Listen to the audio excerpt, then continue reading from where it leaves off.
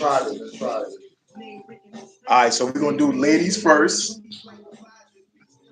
So, Shelene, you're going with me first.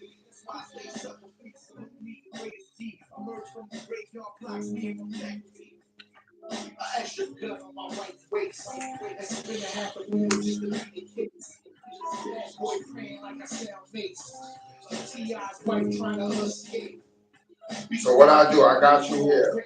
You got the link? No, it just came up. Go to my Facebook channel and click that link.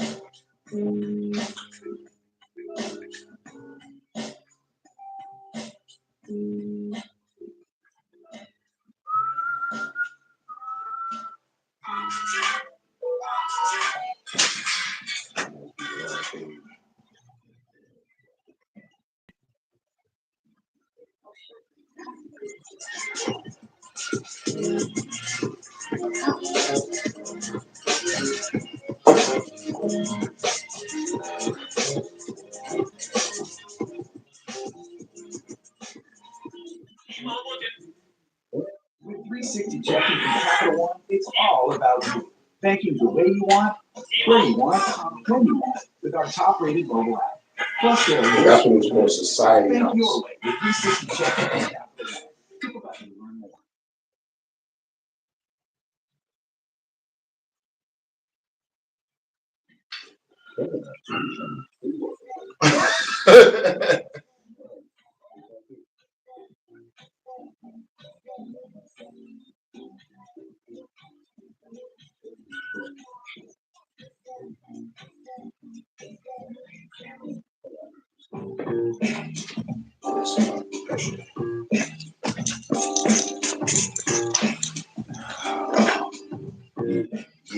Yeah. That's our main camera. Just so you know. This is my live, but that's the main camera we're focusing on. You know what I'm saying? Let me see where I really sent it to.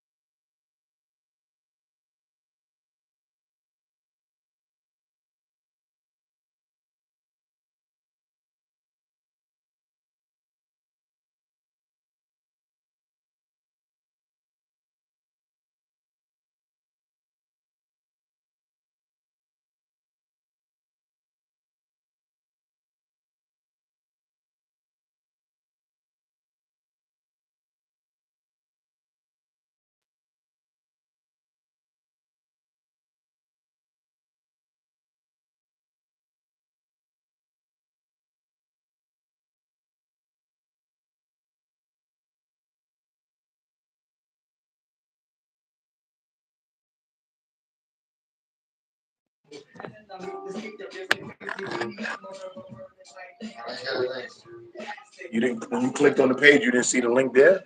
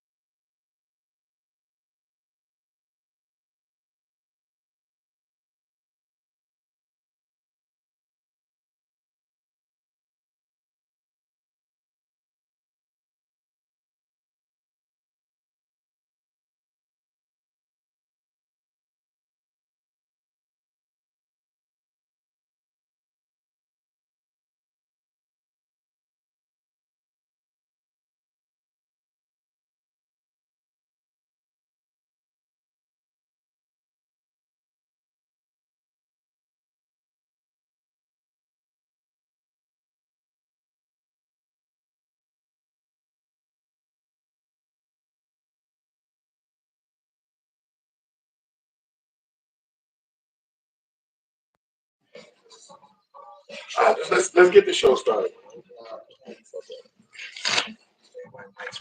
Shout out to everybody that's tuning in. We here, Grindhard TV Podcast.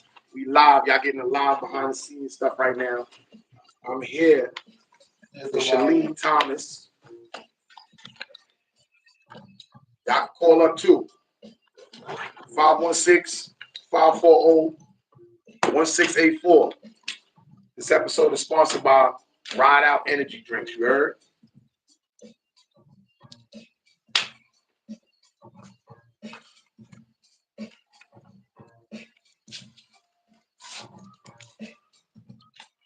Yeah.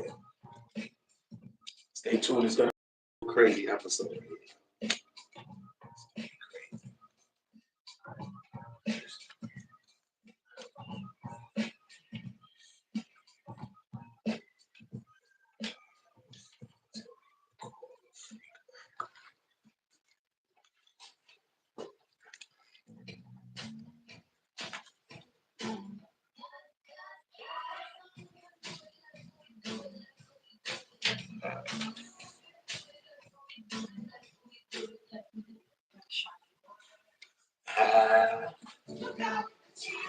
Have you always had trouble with your weight? Me too. Discover the power of Wegovy. With Wegovy, I lost 35 pounds. And some lost over 46 pounds. And I'm keeping the weight off. Reducing my risk. Wegovy is the only weight management medicine proven to reduce risk of major cardiovascular events such as death, heart attack, or stroke in adults with heart disease and obesity.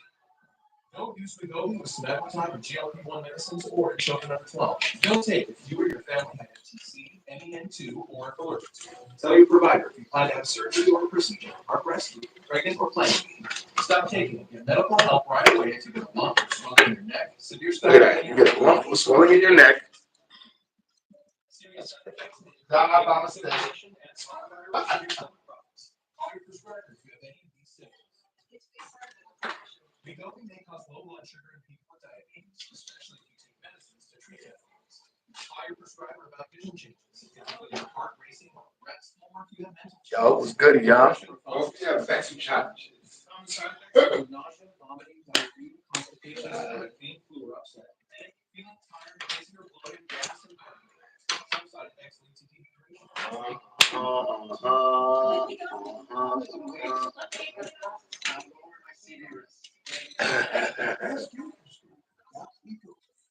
That's that superstar status life right there. You got your water over there?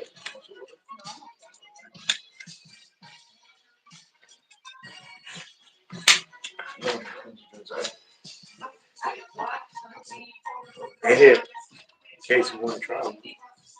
Right here. Right here. I gotta go back up there and get more. Don't gotta worry about the mic. I got you. Want to get your dog into the office. You just gotta do it.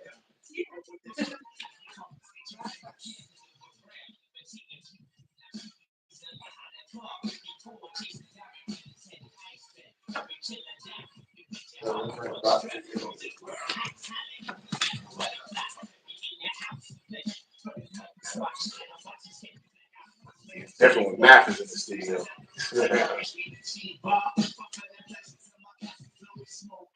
Yo, what's good, everybody that's tuning in right now? I know y'all see me promoting it like crazy. We got her here and him here. You know what I'm saying? We got Shelene Thomas, Ike Floyd in the building. We gonna get everything started. Y'all know my lives. Y'all get the behind the scenes stuff before we really go. But that's what it do. You know what I mean?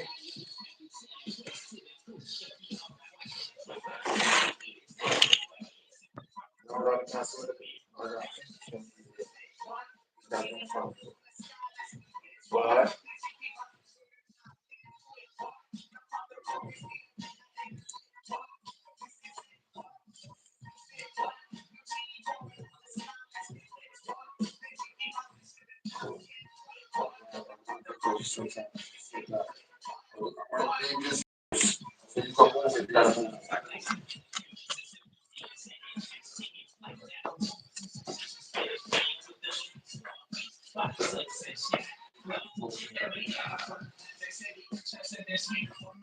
Yeah, we here, baby. 1, 2, 1, 2. Let's try the music. Yeah.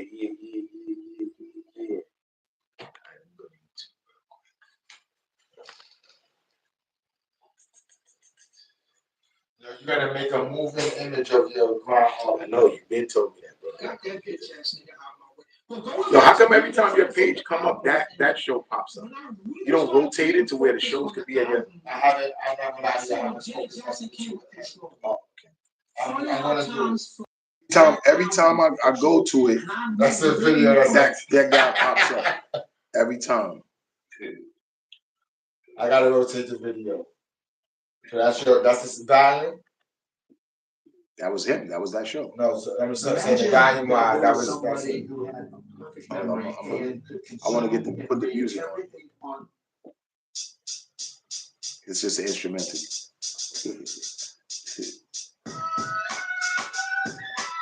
We can't go wrong with the instrumental, right?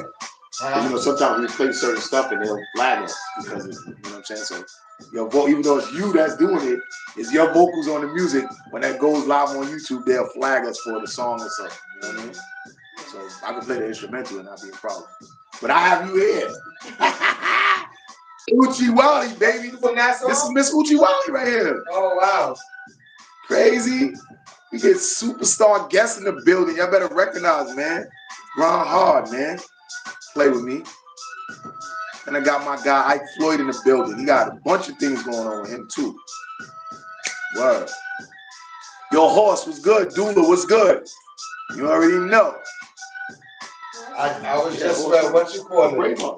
I got wait. I'm supposed to executive produce Jungle's podcast. I know because they was messing with our own cover and everything. So I got a picture of me, Jungle, and Miss Sean. Night. Thing, doing my thing, holla, Uchi bang bang, Uchi rally, Uchi bang bang. Yo, that's a hit right there. Definitely is. That's why Nas jumped on it because he wasn't on the original. The remix is with Nas on it. Word up.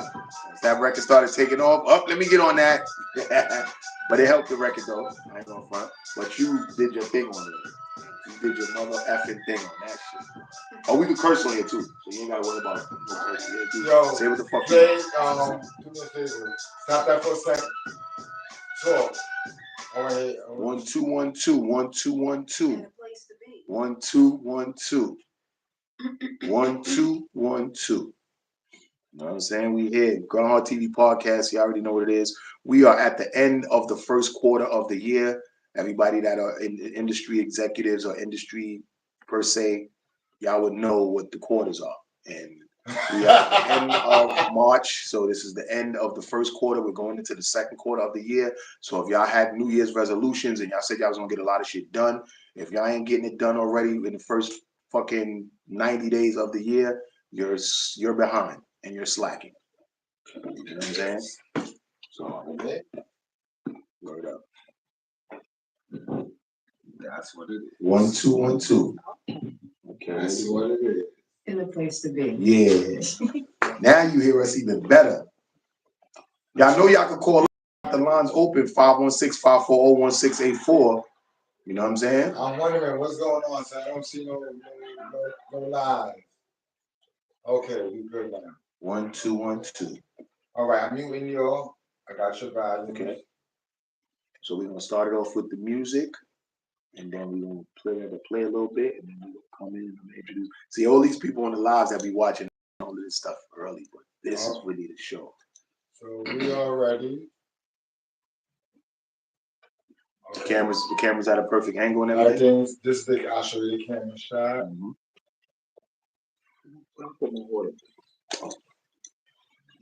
I would keep you up here, This water. is the camera shot. Okay. Oh yeah, that's perfect. Mm-hmm. Yeah.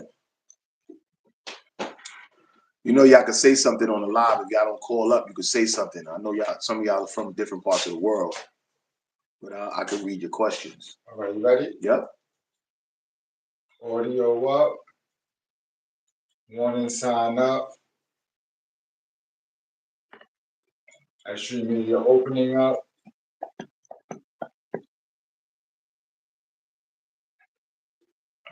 Countdown about to start. 6, 5, 4, 3, 2.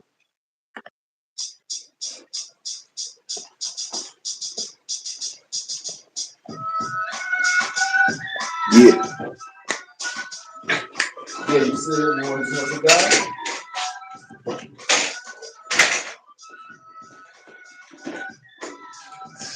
You up here next, Ike. You in the hot seat next. Word. Uh-huh. Come on. All right, we about to come in. I ain't want to take too much time. I want to get to talking. I'm excited right now. I'm hyped. Remember the hand claps. All right. Yeah, baby. It's your boy World the Rama. We back on another episode of Grindhard TV Podcast. I know everybody that's been paying attention and everything. You know what I'm saying? Everybody that's been paying attention to what's going on. You know, like I said, it's the top of the year, the end of the first quarter. We got a lot of things going on over here on this side. Shout out to my team, S3 Media, you know what I mean, Rough Riders Radio, and everybody that's involved with what we got going on, man. Shout out to my No, we got that over, bro. Pardon me. All right, let's do it again. Let's do it one more time. Let's go. My bad. See, all y'all people that be on the lives and y'all be seeing what's going on, y'all will see all of the behind the scenes stuff when we got to start it over. That stuff you don't usually see when you watch it like major TV and shit like that. But that's what live. Raw and uncut. Yeah, raw and uncut, man. Grind hard, man. Everything good though. No. That camera's watching me. You know what I'm saying? Okay. Gonna do that again. All right. Like me looking straight ahead, they're getting me that angle, and this is getting me just like they're getting you. Audio up. You know what I mean? So you could just look wherever. You really got morning sign up. S3 Media opening up. Countdown about to start.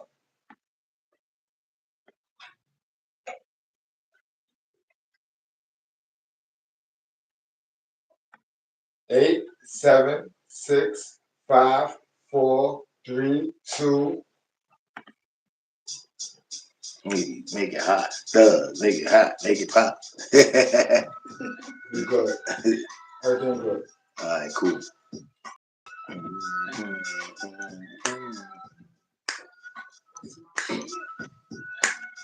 Classic song. This is a hit.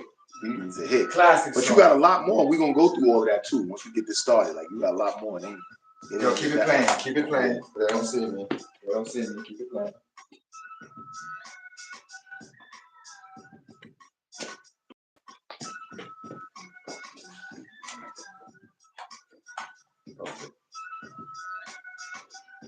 All right, you ready? Got you. Remember when the hand claps. Y'all know what it is. We here, man. It's your boy World the Rama. I'm back again. Another episode of Grindhard TV Podcast. Y'all see what we doing out here. We really making it happen. We are moving in these streets. Y'all heard the intro music. Y'all know where that's from. I didn't put the vocals in it, but y'all seen all the promotions that I've been doing. And yeah, I have in the building with me right now, on the couch with me right now, I got Miss Uchi Wally herself, Shelene Thomas, y'all. Let's go. Oh, I know what to do, man. Like, I got so much stuff to talk about with you. And the first thing I want to say was, how was it like coming up with that? Like that song right there, did somebody write that for you? Did the Jungle or Nas or any of them guys come up with that? Or was that your idea? Like, how did that work? How did that work out? Well, it's definitely not my idea. It was already written. Just the last line of the book, I really love his thug and gangster style. Oh, okay. Stuck on that. That's the only part. Oh, okay. So you just, whatever they said, you really got that. Yo, you killed that shit. I never thought in a million years that I would have you on my podcast right now talking about that hook, because that's such a prominent song in hip hop. Like that song, like that introduced a whole group. That's Nas's actual first group, right? Or was it the Bravehearts? It was Bravehearts, right? And then it was AZ and all of them and stuff like that. But yo, that song is such an iconic hip hop classic, and to have you on my show, I'm very pleased and happy to have you here. But I want people to know about you and know like who you are, where you're from, and what are some of your inspirations that made you want to be in music. So like tell the people more about yourself. Well, my name is Shelene Thomas. I was born in the Bronx, New York, South Bronx. Okay. You know, land of hip hop. Uptown, baby. Uptown, baby. And it's nothing like them staircases where, you know, the acoustics, with the beatbox and doing the beats on the handrails. Yeah. You know, so I came up. That's in the Bronx tenement building. Yeah, that was pretty exciting back in the day. Yeah, they actually rebuilt them because you know what I'm saying. You're pretty young. You wasn't there when the building was all abandoned and stuff like that, right? Oh yes, I was. Oh, okay. There you go. There you go. So she's legit. She is legitimate right there, like that. To be in the Bronx during that time where everything was just rubble and war zone. Yeah. Wow. How was it like that growing up around that time when hip hop was first being birthed?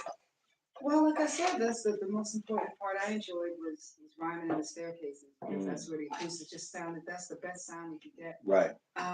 Besides that, you know, in the train station, you run up against, you know, people rhyming and doing the beatbox. I feel like you just join in. Right. So, you know, it's pretty fun as far as that. Did you feel like nervous in any way because it was so?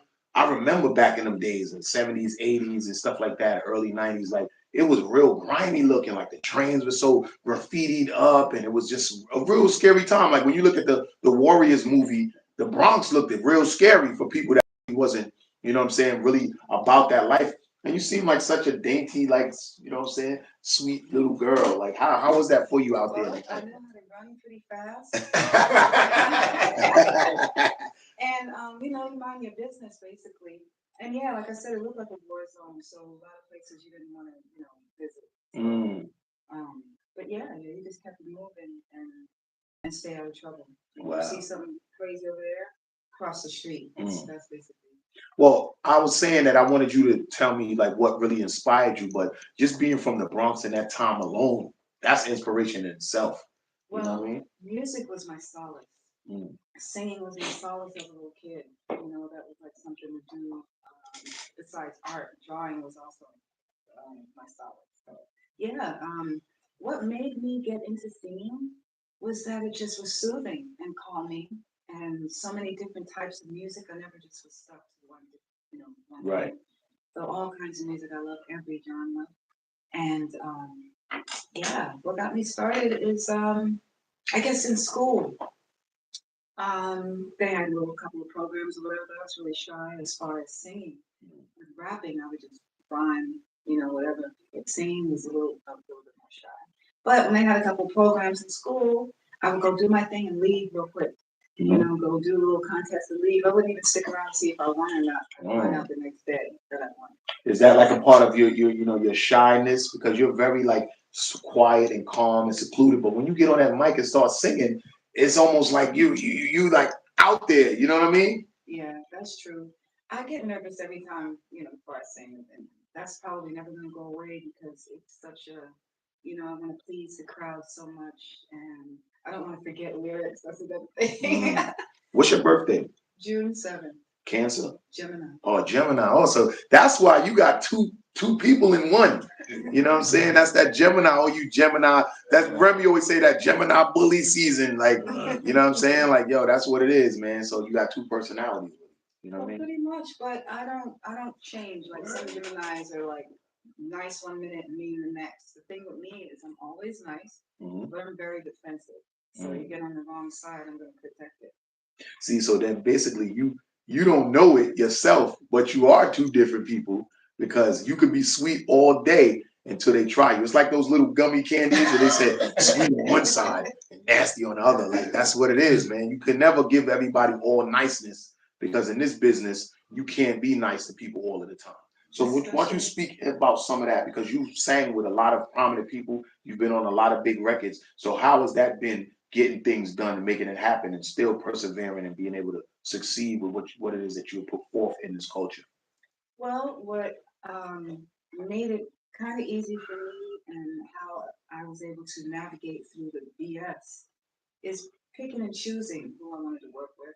and just protecting myself in that way. So I don't have any like horror stories or anything like that in the business because I was scared of it, and I would just steer clear, basically, of certain groups of people, and and so like Heavy D, for instance, I worked with Heavy D, and on a song called You. And I did it. It was a demo, and all of a sudden I hear it on the radio, stuff like that. It's hard to know who's gonna be grimy in that sense and just like steal your stuff and not tell you. But after going through that, I just remained a little very careful. And, it's crazy that you say that because Heavy D was a very big, prominent part of a lot of people's careers. And, it was so sad that he passed away and everything like that. But, when you think about it, before Puffy, it was Heavy D. Heavy D is the one that actually alley-ooped Puff into the situation and was working with Andre and all of that first. So he's dead, so he really can't speak on whatever it is that, went on with him in the industry, which probably worked out for him better because whatever was going on, a lot of them stories ain't really out because he died so long ago, whatever like that. But, there was a lot of stuff going on and being said about a lot of people in the game that were really like using or doing really snaky stuff to get things done. Although you put on people, there was still some questionable stuff that was done putting those people on. You know what I mean? Like, for instance, So For Real and a couple of people that got on, like their careers went awry because their business wasn't handled right, or they probably was jerked in a certain way where they couldn't really like manage it growing up in life. And you were pretty young when you first started, you know what I mean? So how was that, and how did that affect you growing up into an adulthood? Because you stepped away from the music scene for a while. I was in my 20s, when I first started. And yes, I did step away for a while because I had a daughter, and I wanted nothing to happen to her.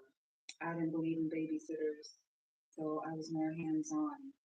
And I thought that, I should, if I'm having children, I should raise them, and then let anybody else raise them. Right. And have anything ever happen to them, not one thing. So I had to make sure I was there.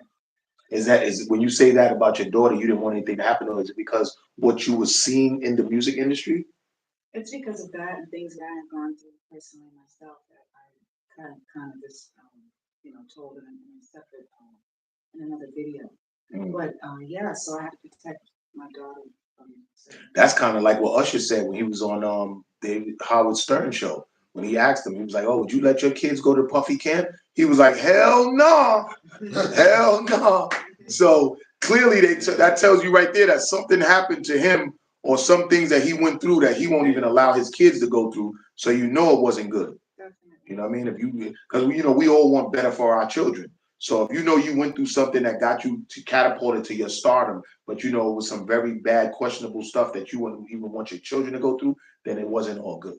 You know what I'm saying? So I applaud you for talking about that and stuff like that. You know what I'm saying? And sometimes I would have my daughter with me, and some guys would say things like, "Oh, she looks like she don't have a shape like you," or whatever kids say. Wow. Damn near knock them down. Like I would go into a rage because I never liked men that are looking at little girls in a sexual way. So. And that's all it was back then. That's all it was. It was young men older men on younger women. And obviously from now with all of the stuff that's coming out, younger boys too. It wasn't just young women they was preying on. They was preying on young boys too. And it was all about how bad you wanted a career. If you wanted a career this bad, you got to come and do this. And then if you don't stick with whoever you're working with and you see red flags, they call you disloyal. Right, yeah, we was talking about that's disloyal. So you're disloyal because you won't let this motherfucker molest you, or you trying to move and operate in an industry where you gonna go where it's best for you. So if somebody comes and brings you into the game and they feel like they want to manipulate you or abuse you, and you're like, nah, I'm not dealing with that. But over here, this guy offered me something that's in a better position for me. Now you're disloyal because you want to go where it's better for your situation. That's kind of the reason why now this independent era is a lot better. And you know what I mean? There's always pros and cons to everything.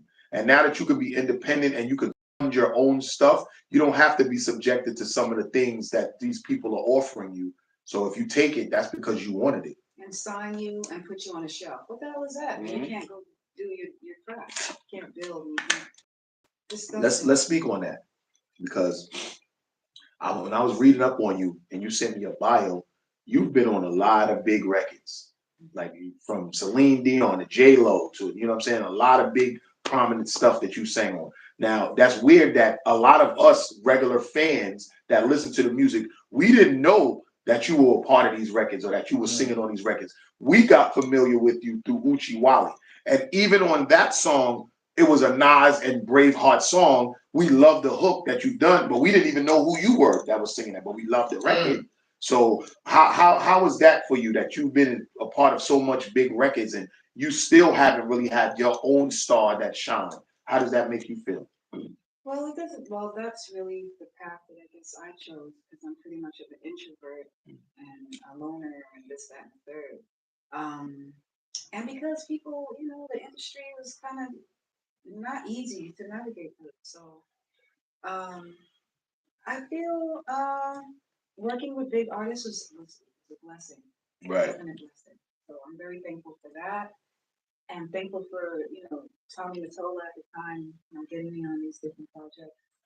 And I don't feel slighted in any kind of way. I could have pushed myself, harder, but I didn't really want to, because the industry was dark and dirty, and I didn't really.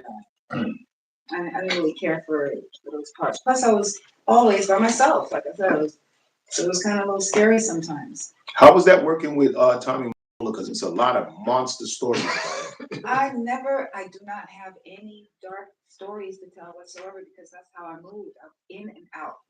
So you was one of them artists that drink water and mind your business.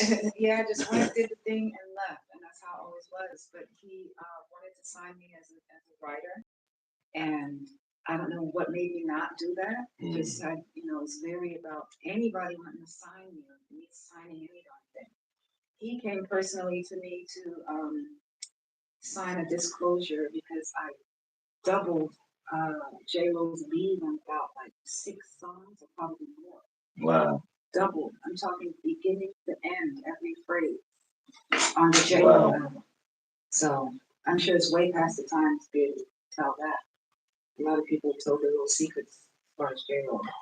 Well, yeah. So, yeah. And she's actually a prominent part of this whole Diddy situation. They talking about when some of this video footage come out, she's at these parties doing a lot of questionable stuff. But it's been said from the beginning that she did whatever it took for her to get to the top. Because we remember her when she was a fly girl on In Living Color. That was one of the biggest comedy shows back then, and I remember seeing J Lo on it a lot. You know what I mean? And she did whatever she had to do, and she made it. But somebody like yourself that wasn't into doing some of them questionable things, that's why you probably was, your star didn't shine away, because you opted to keep your dignity instead of going after the wealth that they was offering you from some of the things that you could have done. Because Tommy Mottola, he was also the one that was with Mariah Carey. You know what I'm saying? And Mariah Carey had a lot of stories to say about this man, and she was married to him. You know what I mean? And that's the thing about back in the days, a lot of women and men, they chose that life because they wanted that success and that fame and that wealth. So now, all these years later, with this whole Me Too movement and all of that stuff, a lot of people and security guards and things of that sort of coming forth and saying the things that happened back then. But a lot of people weren't forced into it. It was presented to them, and they chose that other door. They say you either choose the red pill or the blue pill. Which one you want? And they was choosing that pill that, got them in situations that now they're traumatized from a lot of stuff. So you being an introvert and not really following suit and going into that other left door, you know what I mean? You may have not reached that pinnacle where you wanted to be or could have been, but you also have your sanity and you raised your daughter without having all of this traumatizing situations that, that a lot of other people went through.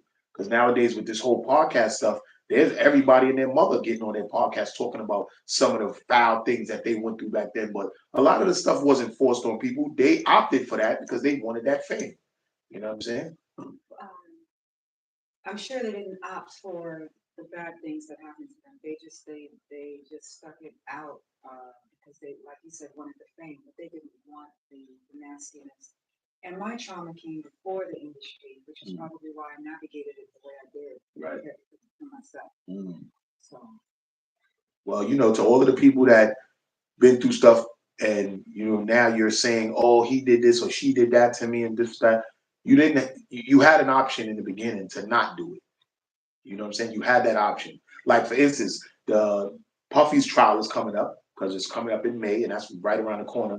And they were showing some of the videos of Cassie in some of these freak offs. And they were saying that she was the aggressor in a lot of this stuff. You know what I mean? I know they put out the video of him running down on her, beating up in a hallway and things that I saw. That was foul. But we all know in a lot of relationships, there's a lot of fighting going on, and relationships where people love each other or they may believe that the love is there. But she was living a wonderful life for them 10 years. You know what I mean? Being Puffy's girlfriend or whatever. And going through all of that abuse and going through all of those orgies and things that I saw, she kind of got used to that life and was enjoying it at one point until it got to a point where she didn't want to do it no more. So I'm really wondering and looking to see how this trial is going to play out, because she's not really going to look all that innocent and as the damsel in distress when this comes out. And you being a female artist from that era coming up in the game, what it is that you would have to say about any of the things that might come out. I honestly really couldn't tell you, but as far as young people get groomed in however which ways people groom them into having them comfortable, with doing certain little things, and then they introduce other things, introduce something else, and until you're so into it that that they have stuff on you, whereas you try to leave, they force you to stay. Has any of that ever been presented to you? No way. No, I have. He said, "No way, no way, Jose." No, people. I'm telling you, people. I was liked by the people I needed to be liked by, and people who couldn't understand a female rolling around in the business doing her thing. And I think I put on an angry face most of the time. I had a mean face most of the time. So that worked out for you. Not want to mess with me. They probably thought I had a problem too. I don't know.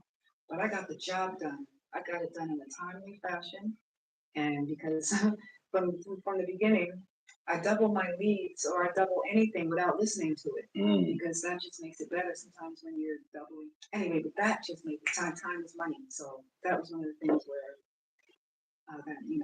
let me get through sessions real fast. So how did you? Let's talk about the Uchi Wally feature. How did that feature come about? How did you wind up becoming this person to sing on that song with the Bravehearts for their first hit record? I was with Prince Marky D in the studio in R.I.P. Prince Marky D. Yes, called Lobo Studios, and did a lot of J-Lo stuff from there too. But I happened to be there with him, and he got a call. I was doing a song for Tatiana. Not Tatiana. Well, that's the only Tatiana Ali I know. Yeah, yes. I was doing a song for her. Anyway, he got a phone call. I guess it was from Nas. They were talking back and forth. They needed someone to do the hook. And he said, I got somebody right here. That's what I heard say. I got somebody right here. So then we went there and did it. But when Nas first saw me, because I had my hair natural up in a bun, he's like, you know what you're getting ready to do? You all right with this? And I was like, don't judge a book by its cover. And that's what I said. Because you looked like a little sweet daisy flower. And he was like, you know what I'm saying? He was like, oh, you sure you want to sing this nasty hook? But it worked out for you, man. That hook that you've done, that implemented that song in hip hop history, and everybody knows it. You know what I'm saying? When I was telling people that I was having you on the show, and I explained to them that song, everybody knows that song. So I want to say thanks to Nas for putting me on that song. Salute Nas. Yeah, that's an awesome word. Awesome track. Yes, it is. Yes, it is. So, what have you been doing since then? Since that was big, then, what have you been doing now? I know you said you've been doing art and things that I saw, but we gotta support ourselves. We gotta live. So, what are some of the things that you've been doing with yourself to, as far as your career is concerned, since you fell back a little bit from the music thing? Well, there's well, like you said, I kind of took a break, raised my family and everything, and I do art now. I've been doing art from young. But Right. I do a lot of art. And also, I still sing, it's not like I'm not singing. There's a movie coming up, Ray's putting a movie together. And Is it in the beginning? Yeah. Yeah, so I'm in that too. In the beginning, let's not talk about that one. It's a movie coming out in the beginning. You know what I mean? Shelene Thomas is in that. You're singing in it or you're in it? I'm not even sure what my part's gonna be yet. She's just very excited about having me play any part. I'm not even sure. Some angel. I heard her say that you was an angel. Yeah. I'm not mistaken. So I'm not sure. So. Well, I play Abraham in that. Oh, so when I looked up Abraham in the Bible, you know what I mean, he's a guy that has a wife and a baby mother and a whole bunch of children, and it's a lot going on with him, kind of similar to my life, because I got a bunch of not a bunch, but I got an ex-wife, baby mothers, a wife, kids, and kids that I raised that wasn't my kids, and it's kind of like very close and similar to my life. So it's in the beginning is a modern day biblical type of film, and I am a modern day Abraham. So she picked the right person for that. You know what I'm saying? So grateful for that. Yeah, hand clap for that. You know what I mean? What they call that, like casting? She did a great casting part for getting me to play that guy because I am him. You know what I mean? And I don't even go to church or nothing like that, but I believe in a higher power, that there is somebody up there that, you know what I mean, when you get judged at the end, there's somebody there that's going to oversee. Because I was almost killed when I was younger, a teenager. I was one of them young teenagers that was out in the street doing whatever, no fear, and I almost lost my life. And I seen my life from birth up until that time flash before my eyes, and then I seen a light that I wanted to try to go to, and when I came to, it was the lights over the operating table. So when they have shit like that in movies where they see people get killed or shot or whatever, and they see their light flash before their eyes, and then you see a big light, it does happen. Mm-hmm. That's true, and I'm a testament of it because it happened. You know what I'm saying? So luckily, 30 years later, I'm still here. You know what I mean? Able to do things like this and have people like yourself on the show and talk about things of that sort. And be in a movie called In the Beginning about, you know what I'm saying, biblical times and things of that sort. So I'm grateful for that. And I'm also grateful. This show is sponsored by Ride Out Energy Drink, y'all. You know what I'm saying? Shout out to my peoples over at Rough Riders. You know, RIP DMX. I got the new song out, Back at It, where I do over the Get At Me Dog joint. But this is a Rough Riders product, and my show comes on Rough Riders, iHeart, Spotify. And this show is sponsored by Ride Out Energy Drink. And they have energy drinks, motor oil, and dog food. Because, you know, DMX was into energy, dogs, and motorcycles. So that y'all understand why. If you want to try one, you can have it. You can have one. Thank you. Definitely. You know what I'm saying? Yeah. So I want to talk about some of the projects that you were on, because it says you sang with Celine Dion and stuff. How was that experience? Well, I never met Celine Dion, but I flew out to California to do the job. Okay. That's all I have to say about that. Oh, okay. It's a beautiful hotel. It was a beautiful, but in a beautiful studio. But I never met her. Mm. So name some of the people that you were involved in, like, you know. Well, I met Tyrese. I worked with Tyrese on an album called Promises. I'm rhyming on that one. And he's funny. He's cool. And did the video for it was a group called ELL, Elements of Life. Right. I Love the Way, where Tyrese was out in California then, but we didn't record in California. Tyrese is from California, right? I believe so. Yeah, I think he's Cali. He's a Cali brethren. You know what I'm saying?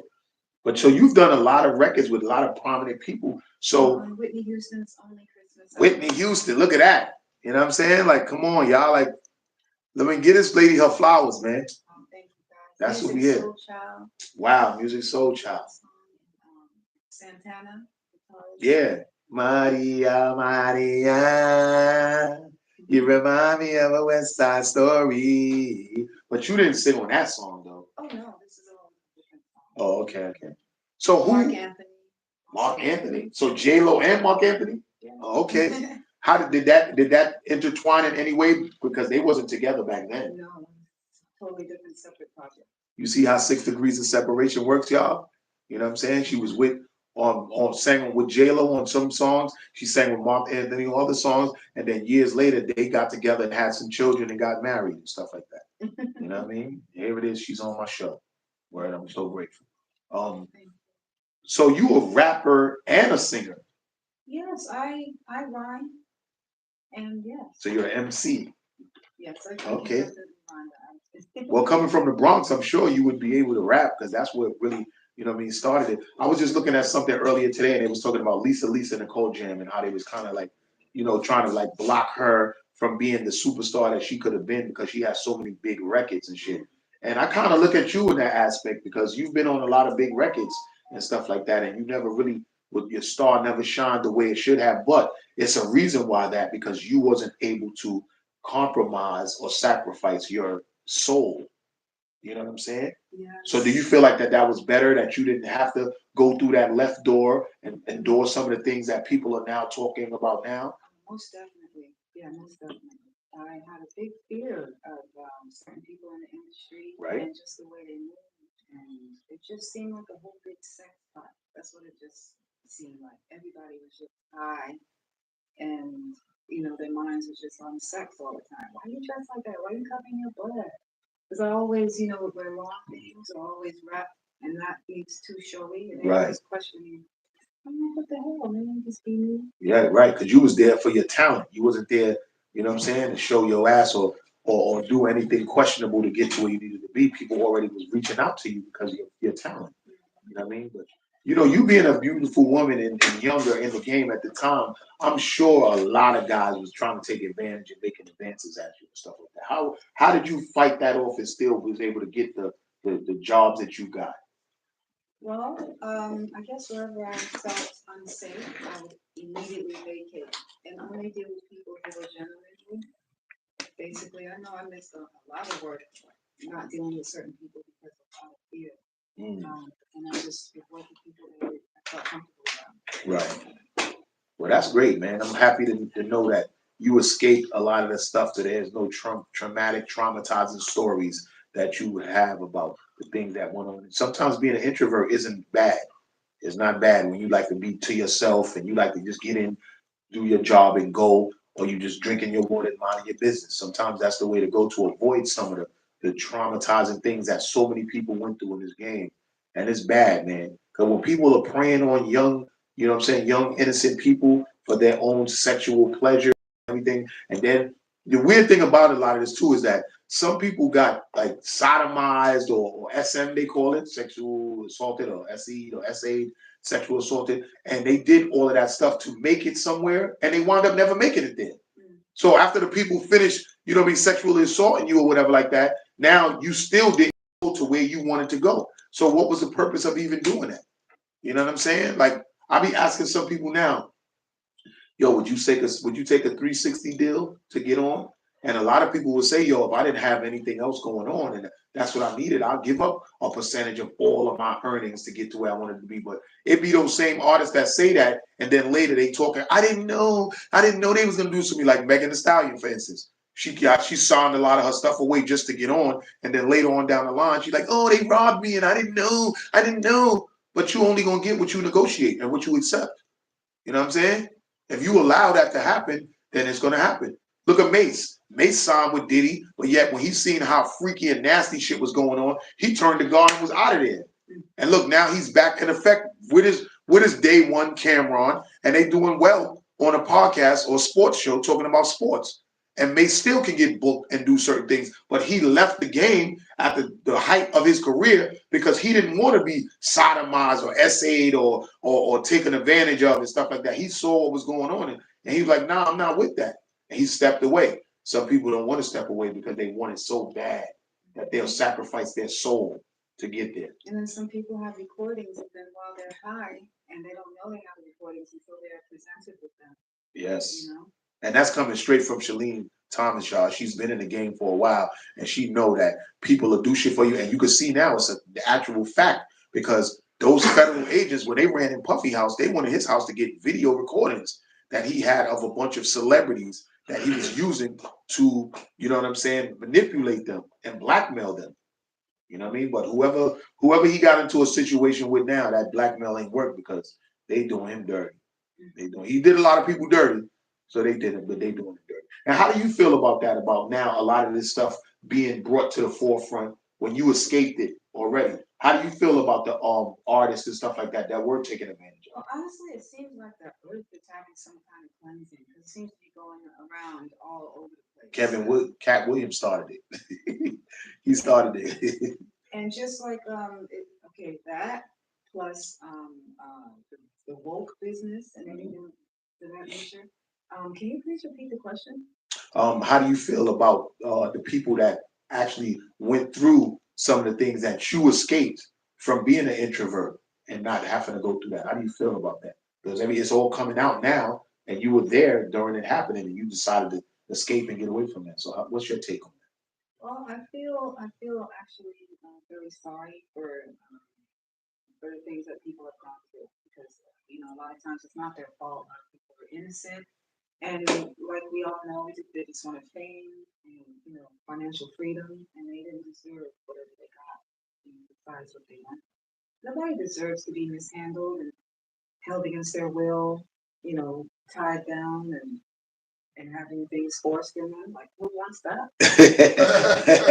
She said, and having things forced in them instead of on them. She said in them because yes, they were tied down, they were drugged, and they were raped. Basically, that's what they're saying that these guys did. Even and let's not just put it on the black culture because that Abercrombie and Fitch guy, he was raping them young model men for just as long as Puffy was. He was promising them super model careers, and he was drugging them and raping them. And these were white guys doing this. So let's not just try to say it was black people, black musicians, black executives, because sexual assault to people and things of that sort, you pedophiles, you rapists. Y'all are in all nationalities, creeds, colors, and all of that. The music business is not just black people. Exactly. You just mentioned Shelene. Exactly. Who knows what she went through in the industry? Right. But yeah. That's crazy, man. Wow. So what would you have to say about the people that are coming up now in the game with the whole internet and everything being exposed? Because believe it or not, there's still people out there trying to take advantage and manipulate people to do things. So what would you have to say to them? Somebody that survived that. Predators are everywhere. And I say kudos to anyone and everyone who's making it, on their own. If that's what you want to do. You want to own everything that you create. You don't want someone else in someone else's hands. So kudos to everyone that's doing it and making it on their own. Seriously. Yeah. Yes, the hand clap for that. So what about the people that signed the 360 deals? What you think about that? 360 deals. 360 deals is where labels, they give an artist a deal and the label gets a percentage of everything that comes out of that deal. Back in the days when you would sign with a label, they would get part of your royalties. They would want to take some of your publishing, but nowadays the label, they want part of your royalties, your publishing.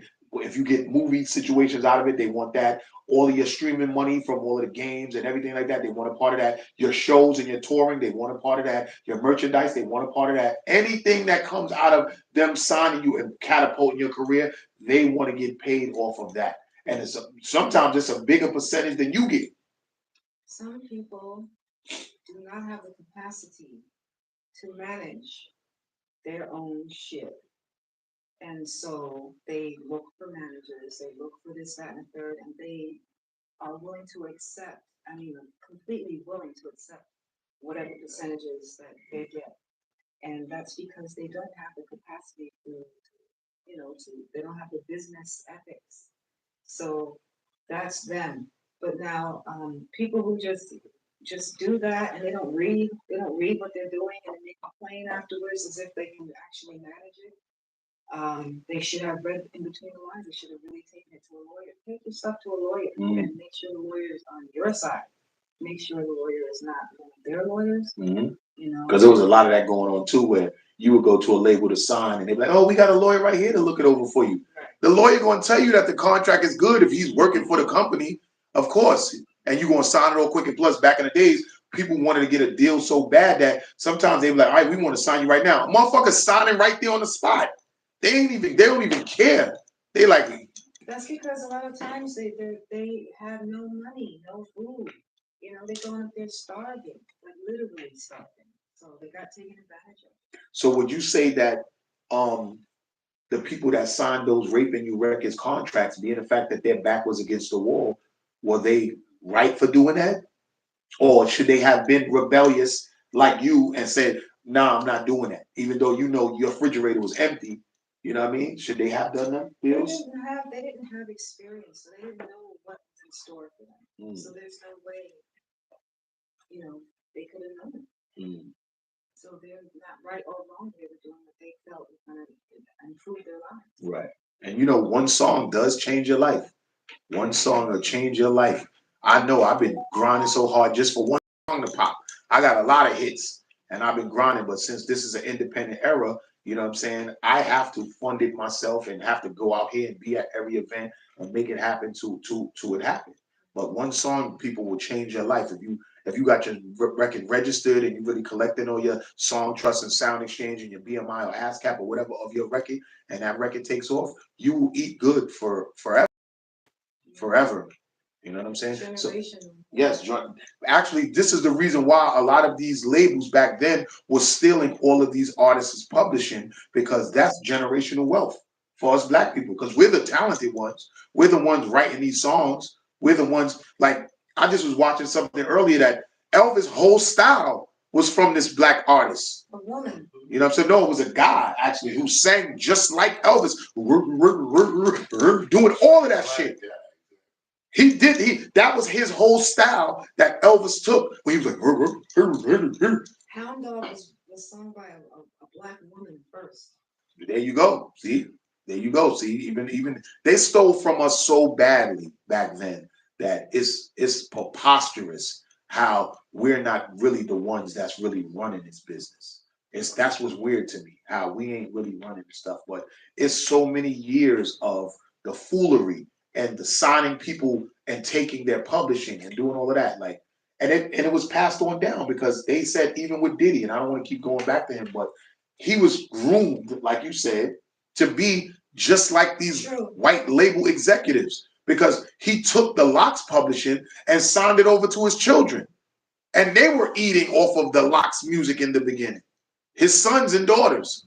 So he was doing exactly what them executives was doing to the first black artist. He was doing as a black man that was now getting new younger artists and making it happen, because that publishing and the royalties is your generational wealth.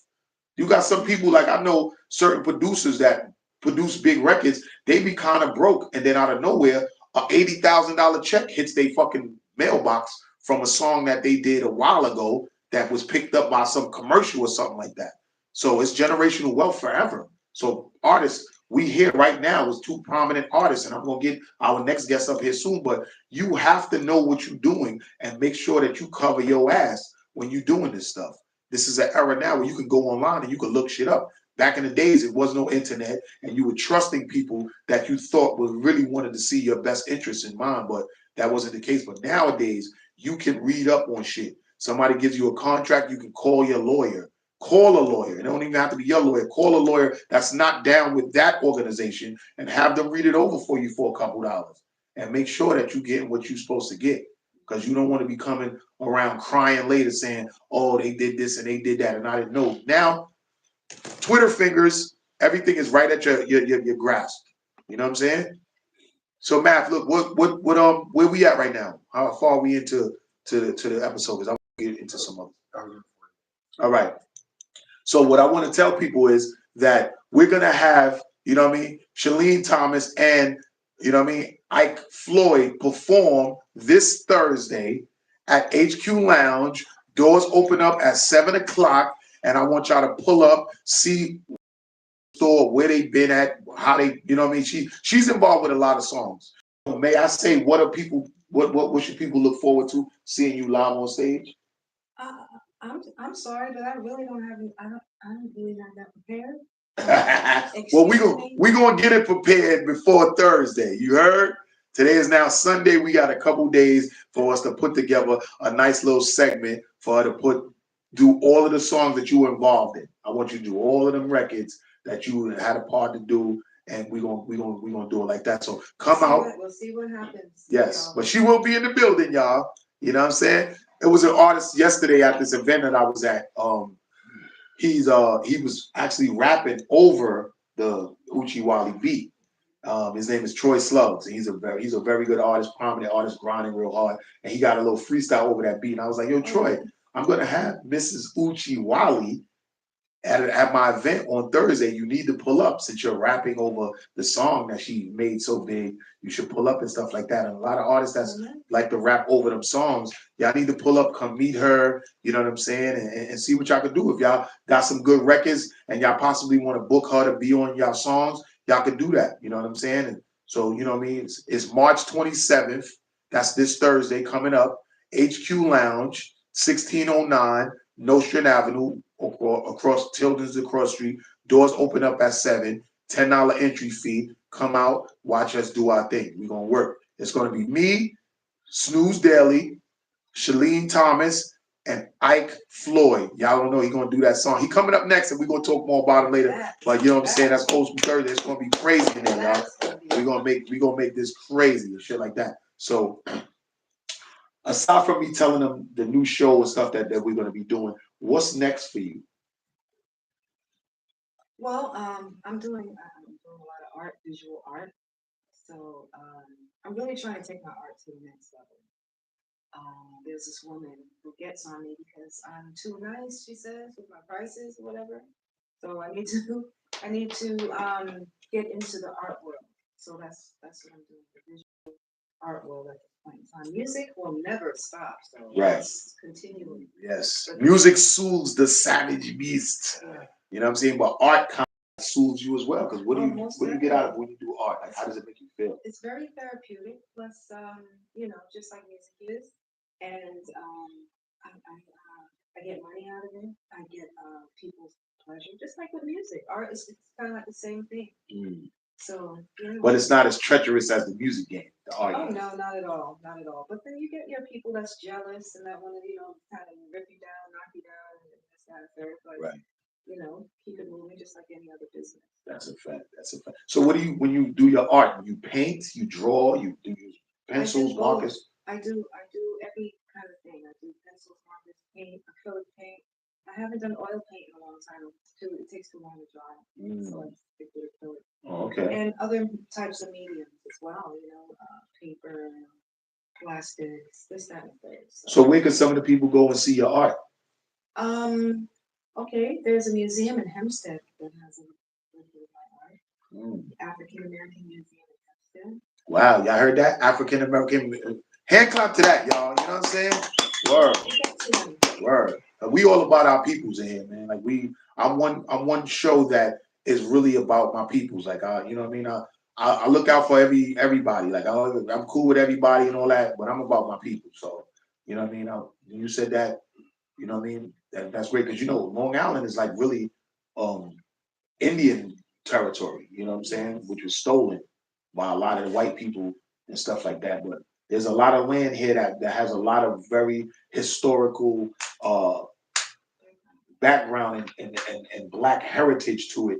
But it was all stolen, and a lot of the paperwork on it was burned or destroyed, so nobody would never know what it was really about.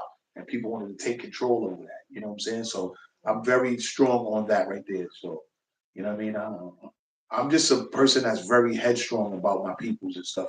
And if y'all wanted to, my personal opinion, if y'all wanted to be, you know what I mean, segregated or whatever, like for instance, when I go to certain Jewish communities, they all have their own everything and everything like that. And they're flourishing. They're doing fine with their own schools, their own police, their own ambulances, everything like that. And they're doing fine. But it seems that when our people try to do it from Black Wall Street to wherever, you know what I mean? The government bombed everything that we tried to do to be on our own. And I think one of the problems that Malcolm X had with Martin Luther King is that he wanted inclusion with everything. And we would have been doing fine without it. You know what I'm saying? Once we were supposedly freed, everybody could have been flourishing and doing their own thing, but everybody wanted to be included in everything, and that was the problem. You know what I'm saying? So that's my take on that. But I don't want to get too revolutionary and political and shit like that when it comes to stuff like that. But y'all, yeah, we have Shelene Thomas here. She sang on Uchi Wally. She sang on Whitney Houston records. Celine Dion, J Lo, Music Soul Child, Tyrese. You sang on a lot of people's records. So if we pull up a song right now, like we would hear you on it. Pull up Monifa's You. Monifa. Oh, that was a Monifa song, and I like Monifa too. Oh, one, two.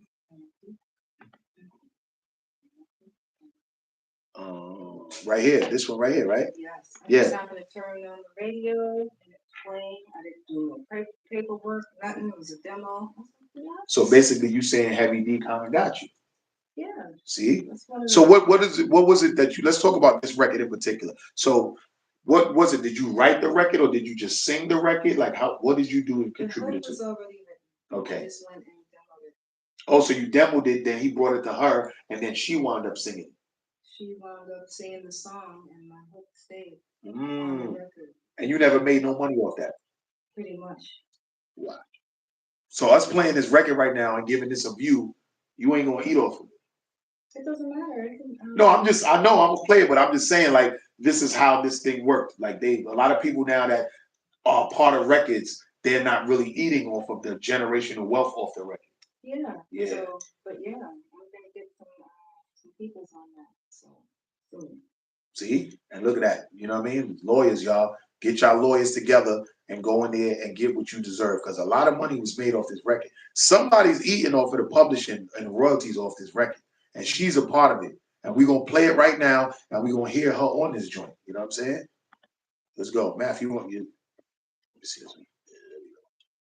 I know YouTube probably going to try to block us, but you know what I mean? I don't hear nothing. I muted you. Okay.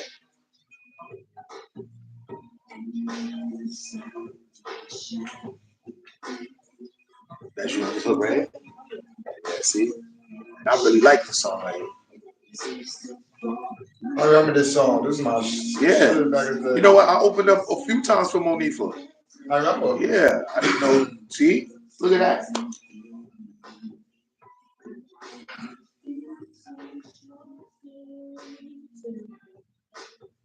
Yeah, because Heavy D was in charge of this artist right here too. He was nasty. I mean, one time he was nasty, and then he did not. Yeah, I heard about him.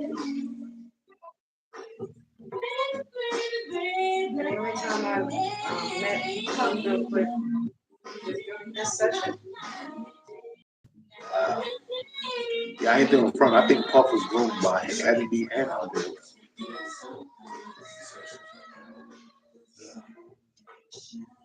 We're not gonna give him the whole song. We're gonna after this hook, we're gonna come back. Gotcha. And then I'm gonna have her, you know what I'm saying? Give all her information and stuff like that. And then we're gonna bring Ike up. I remember that song. That was my song.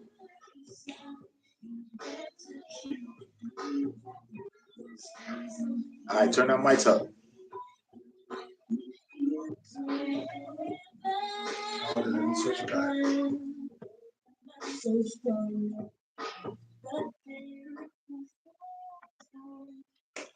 Go ahead, you can finish it off, man. Yeah, y'all. So that was a Monifa song, and it was actually Shelene Thomas on that hook right there that she was talking about. She sang that hook for her to demo it, and the Heavy D and them and Andre Harrell and them from that label, they wound up keeping Shelene Thomas's voice in the hook and gave the song to Monifa. And you know, she never really received the proper payment and royalties for that joint. So that right there is clearly a testament to show y'all that there's people out here that really was involved with big records that's still not reaping the benefits off their records. You know what I'm saying? So you said you about to see a lawyer. We're gonna try to see what's up with that. And Monifa, I really like you too. Like I've opened up for you before. I filmed you multiple times and stuff like that. But I'm sure she probably don't even know. Right, she has nothing to do. Yeah, she probably don't even know. You know what I'm saying? She just was getting on and making it happen. But there's a lot of guys that were in the industry that were groomed to go out there and groom other people to do some real questionable things to people and take people's careers and things of that sort. You know what I mean? But again, like I said, we're gonna be performing this Thursday the 27th, March 27th. Doors open up at 7 o'clock. You know what I'm saying? We got Shelene Thomas. You know what I'm saying? We got Ike Floyd from the BB&G band. We got Snooze Daily, and we got myself. And there'll be a couple of other surprise people in the building. You know what I mean? Doors open up at 7. It's $10 cover to get in. You know what I mean? It's Old School Thursdays this Thursday, March 27th. Pull up. I want you to see y'all in the building. HQ Lounge. You know what I mean? I want y'all to come out and see us live. Just see us do what we do. You know what I'm saying? Yes, definitely have some fun. I'm not a drinker anymore. You're not a drinker. Ike's not a drinker. From time to time. Yeah, like I could have a drink. It's not like it's against my religion or nothing like that. I choose not to drink because I'm trying to cut out carbs and stuff like that. But I could have a drink in my life. Yes, you know what I mean. So I'm trying to cut that out. But you know, never know. We might pop a bottle of champagne or something in there just to celebrate the things that we're doing together now. Things of that sort. And y'all can book her to get Hook sang or collab with her or even buy her art. How would they be able to contact you for that? You can contact me on Instagram, Instagram. Just my name, SHELENE Thomas. Right. THOMAS. And you can contact me that way. So you could tell if I was on some grimy shit, I'm like, just contact me and I'll take care of everything. You know what I'm saying? But nah, we're not doing that here. We letting everybody, you know what I'm saying? Yeah, we all grown. Yes. We all our own entities and we working together to make some shit happen. So that's what that is. But tell them again how they can contact you. Instagram, just my name, Shelene Thomas. That's SHELENE Thomas. Y'all know how to spell Thomas for sure. You know what I mean? And reach out to her and you could get some things happen. But you can also see her in person this Thursday, March 27th at HQ Lounge, 1609 Nostrand Avenue, Cross Street, Tilden. Doors open up at 7, $10 cover. You know what I mean? Shout out to the people over there at HQ Lounge. Shout out to Boss Kim and all of that. That's giving us the venue space and the opportunity to make things happen. And we appreciate y'all for letting us come in and do our thing. I'm looking forward to having some fun. Yes, we're definitely going to have some fun. And we're going to do a great show. And it's going to be documented all on Grindhardtvpodcast. And we're going to make it happen. You know what I'm saying? So I would like to thank you for being on the show because we're going to bring up our next guest. You know what I'm saying? I actually want to pull up this song real quick. You know what I mean? While we switch off so we could do Yeah. Yes, definitely.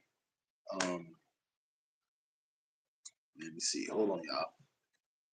I'm glad that you definitely came up, and I'm looking forward to seeing you perform live, man. Like I really want to see you perform some of these songs. I'll do a couple originals and a couple of covers. Yes, You know? and you got all the time you want. You know what I'm saying? There's no, you coming in, you can only do 2 songs. Whatever my guests want to do, y'all can do. And I'm sounding like I'm from Baltimore right now. Whatever y'all want to do, you can do. Shout out to my guy, you know, said Duke Live out of Baltimore and shit. I just was on his show listening to it and stuff like that. So we're gonna go into a song, and then we're gonna come back with our other guests. You know what I'm saying? Ike Floyd, the uncle of George Floyd. So we got a lot of stuff to talk about when we be back. Thank you, Shelene Thomas, for being on the show. We're gonna be back with more. It's your boy Brother Ron with Groundhog TV Podcast. Yo, BBQ band. Oh, it's BBQ. Because when I say BBNQ band, You can say the BBNQ. oh, okay. She sent another letter. Oh, did I? Yes. Get out of here. Nice to meet you, man. You didn't know that was him, man? Watch the wires. Come on, come sit down, my guy. I'll show you.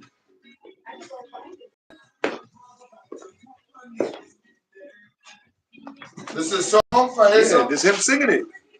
That's him. Wow. See, I told you people don't know. You're going to come back and fix everything up. To say the music that we made. And together, is that, yeah. And that's the camera right there, too. So, are you ready or not? Boom, boom, boom, boom. Everybody dancing. This stuff. I ain't really tell you a lot of stuff about this stuff in Manhattan.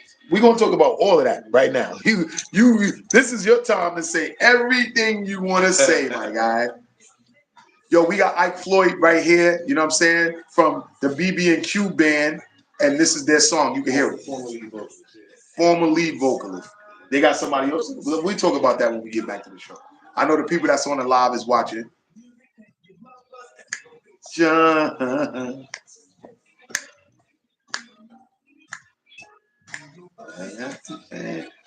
music that we made.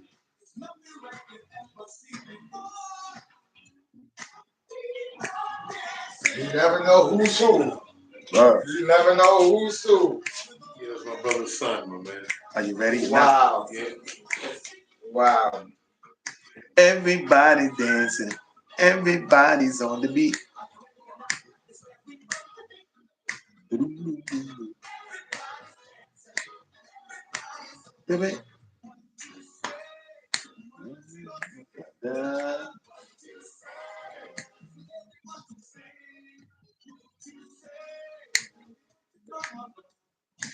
I know y'all remember this song, whoever's on his lives. Definitely know this song. How old were you here? 27. Wow. Hey, when it came out, this was like maybe like 12 years ago.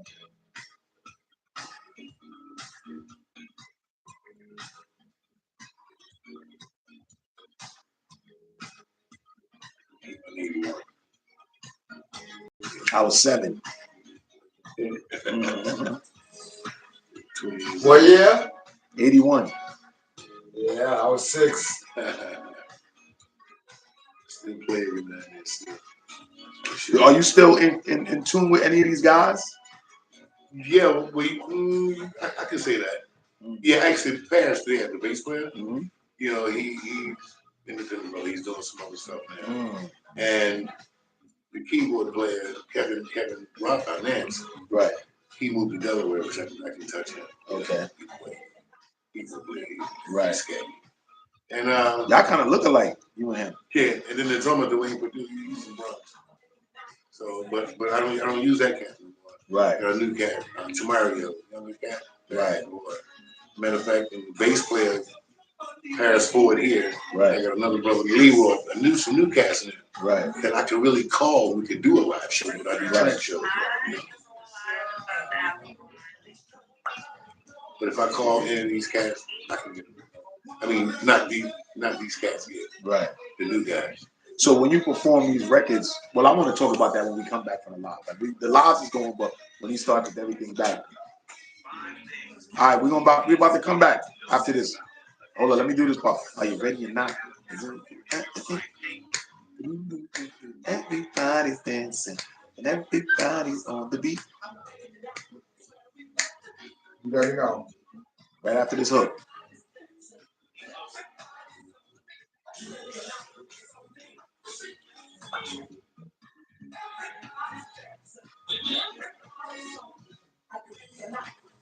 All right, let's go. Another hand clap. All right.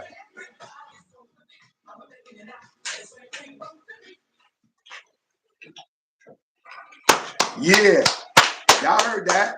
Y'all see what it is. We back, man. Grindhardtvpodcast. I'm here with my next guest.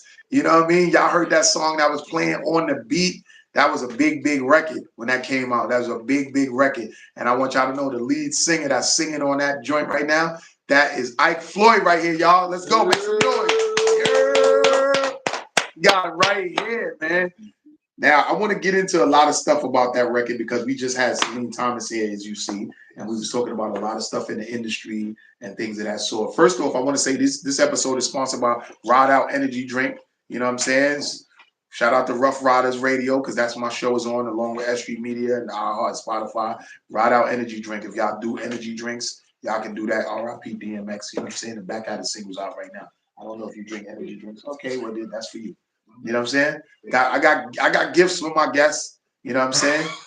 But so y'all was listening to the On the Beat song, which was the biggest record off that band, right?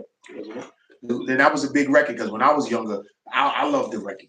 So when you told me that you sang that record and I pulled it up, I'm like, oh shit, like serious? Like that shit is crazy. You know what I'm saying? Like I really like the fact that, you know what I'm saying, that you still here doing your thing. Oh, yeah. But what I don't like is that we in the car together and I don't know that it's you.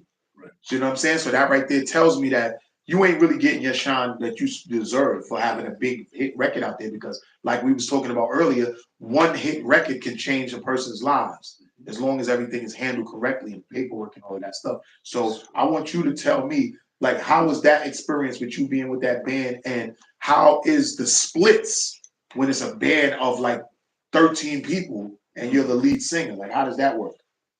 Ooh, well, they're just like hired musicians. Okay. You know, they get a certain percentage, but which I would get more because I don't really vote. Right. But they just like hire musicians, and so they get like a certain percentage. If they want to go, they can go. If they don't want to go for the price that they're going for, they don't have to. Right. But like I said, a lot of cats go for it because they broke and they want to be out there and work. Right. So that's what's up with that. So that song, this song right here, this hit record right here, did you write that or somebody wrote it? Somebody else wrote it, but that's supposed to get 10%. Okay. Because like you say, I went in for the audition and auditioned 13 guys. Right. My buddy Doc Powell that was playing with Change. My producer, which was Freddie Petrus, he was our producer, BBQ Band, and Change. Okay. Which that was Luther Vandross at the time. Oh, okay. Before Luther went solo. And then Never Too Much. That was his first big that's one of my favorite records too. So, Never too much, never too much. So matter of fact, Luther did 2 songs behind the BBQ because we was all feeling together. Okay. And auditioned 13 guys, and my buddy Doc Powell told me, said, I got a buddy, Ike Floyd, to come down here and kill this stuff, man. Okay. So, you know, they were foreigners from England, from Italy. Okay. So, you know, the way they talked is easy as I had to really pay attention to listen to see what they were saying. Like, yeah. More to make sure I didn't get jabbed around too much. Right. So I went down, man. I got down like at 7 o'clock. This was Capitol Records. Mm-hmm. And he gave me the paperwork, and so he got down on the piano. He said, "This is what I want you to do." So I was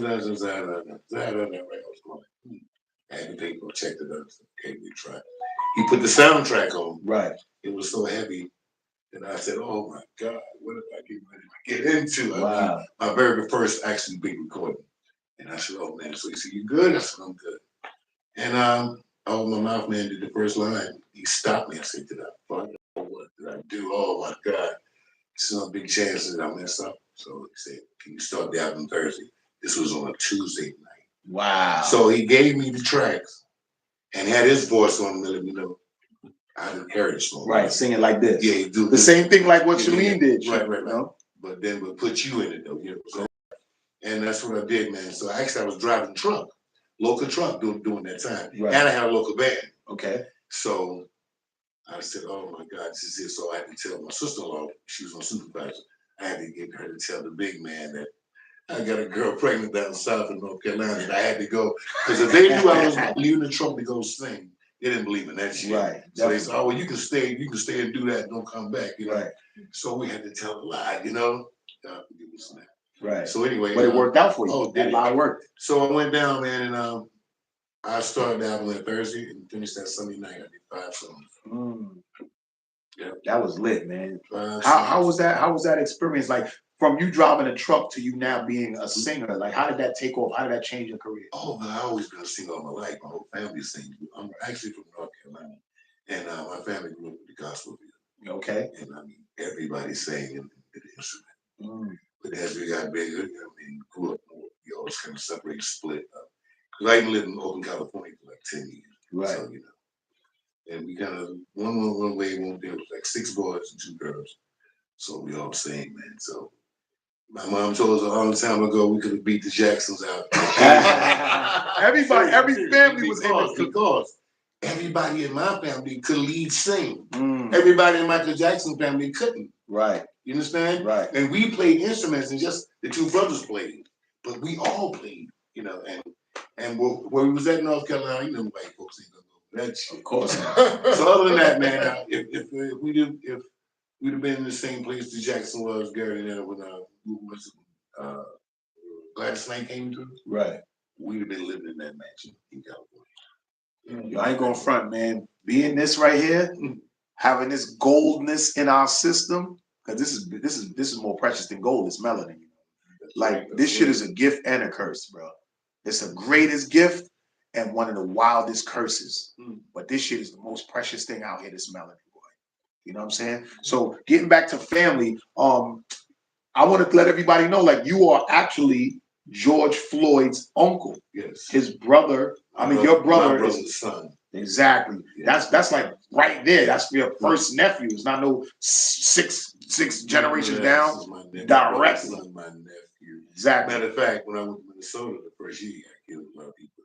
Thought I was his father. You know, it was like, wow. I said, no, that's my brother's son. Just man, yeah, just like, you know, a lot of people see a difference. So Right. And how was that though? Tell the people, man, like, how did that affect you? Because that affected. I'm gonna go into it. That affected me very, very bad, man. Well, it's still on the family, you know, they're gonna leave. Right. But we're trying to cool out from it a little bit, but people, they have stuff every year now. They got a global memorial. It used to just be like they got together on that date. Right. But now it's a global memorial. I don't really know what to do this year. But like you say, last year there was a Paisley Park, that was Prince's place. Right. And I performed there. And my girl wrote a song, Justice Was Served, and she loved writing.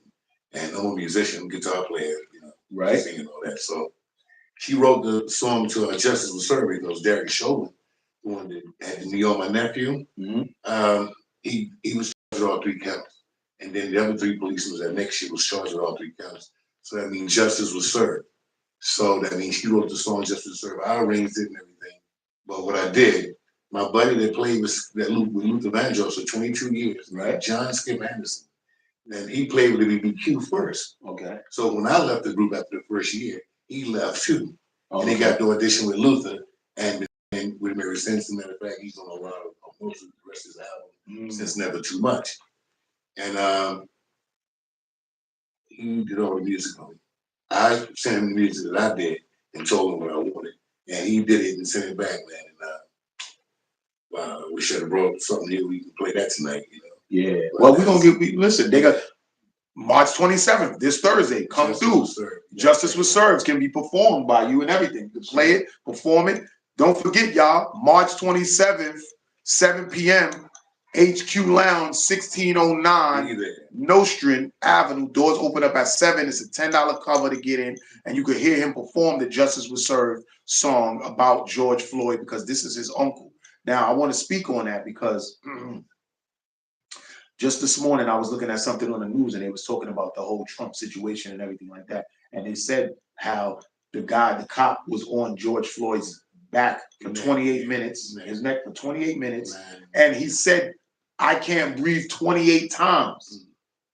When he was saying, help me, please, I can't breathe, 28 times. So that means every minute that he was on him, he told him that I couldn't breathe. Yeah. Exactly. You know, when I was looking at that footage, I noticed when George Floyd peed on himself, you could see the pee trickling down to the curb. Down there, over here. Yes, exactly. He couldn't hold his pee no more. He was saying, "Get off me, please, help mom." When they picked him up off the ground, finally, when the paramedics came and Chauvin wouldn't get off his neck, man. Right. He should have been gotten off, but he was dead then because when he picked him up the ground and flopped like that. Yeah, the lifeless body. That's what it was. Trying to bring him back when he was in the paramedic. That's a lot. That's a lot. That's a fucking came off the ground. 9 minutes and some change on his neck. Come on. That's crazy, bro. That's crazy. Like, yo, my condolences to you, but condolences to all of us as Black people, man. And I feel so angry because what I would always say was that those people that were standing around and filming, like that guy that was there filming, like, come on, man, what are y'all doing? All you had to do was go over there and push one of them cops, and they would have had to get up off him because they would have now had to deal with you. So it's a lot of people that always say what shoulda, coulda, woulda, what you would have done. Yeah, but actually, I think why a lot of them didn't really go over and do just what you said because they got shot. They were scared. They would have got shot. I ain't gonna front. I think that little Filipino cop that was standing there guarding it, he wasn't shooting nobody. Yeah, I don't think he was too scared. You know what I'm saying? And I feel like if somebody would have just intervened, then that would have took some of the pressure away from them pressing on his neck, and then they would have tried to stop anybody that would have got in. And it would have been a bullshit ass case for anything if somebody would have came to intervene. It wouldn't have been nothing serious. But people was there just filming and talking when they killing him right there in your face. You know what I'm saying? So that was my gripe with that. That, you know what I mean? Like if there's somebody there, like a real warrior that was going to stand on business, they would have really went and intervened and shit like that. Because that cop that was standing there blocking him, he was scared. He was standing like, just stay back.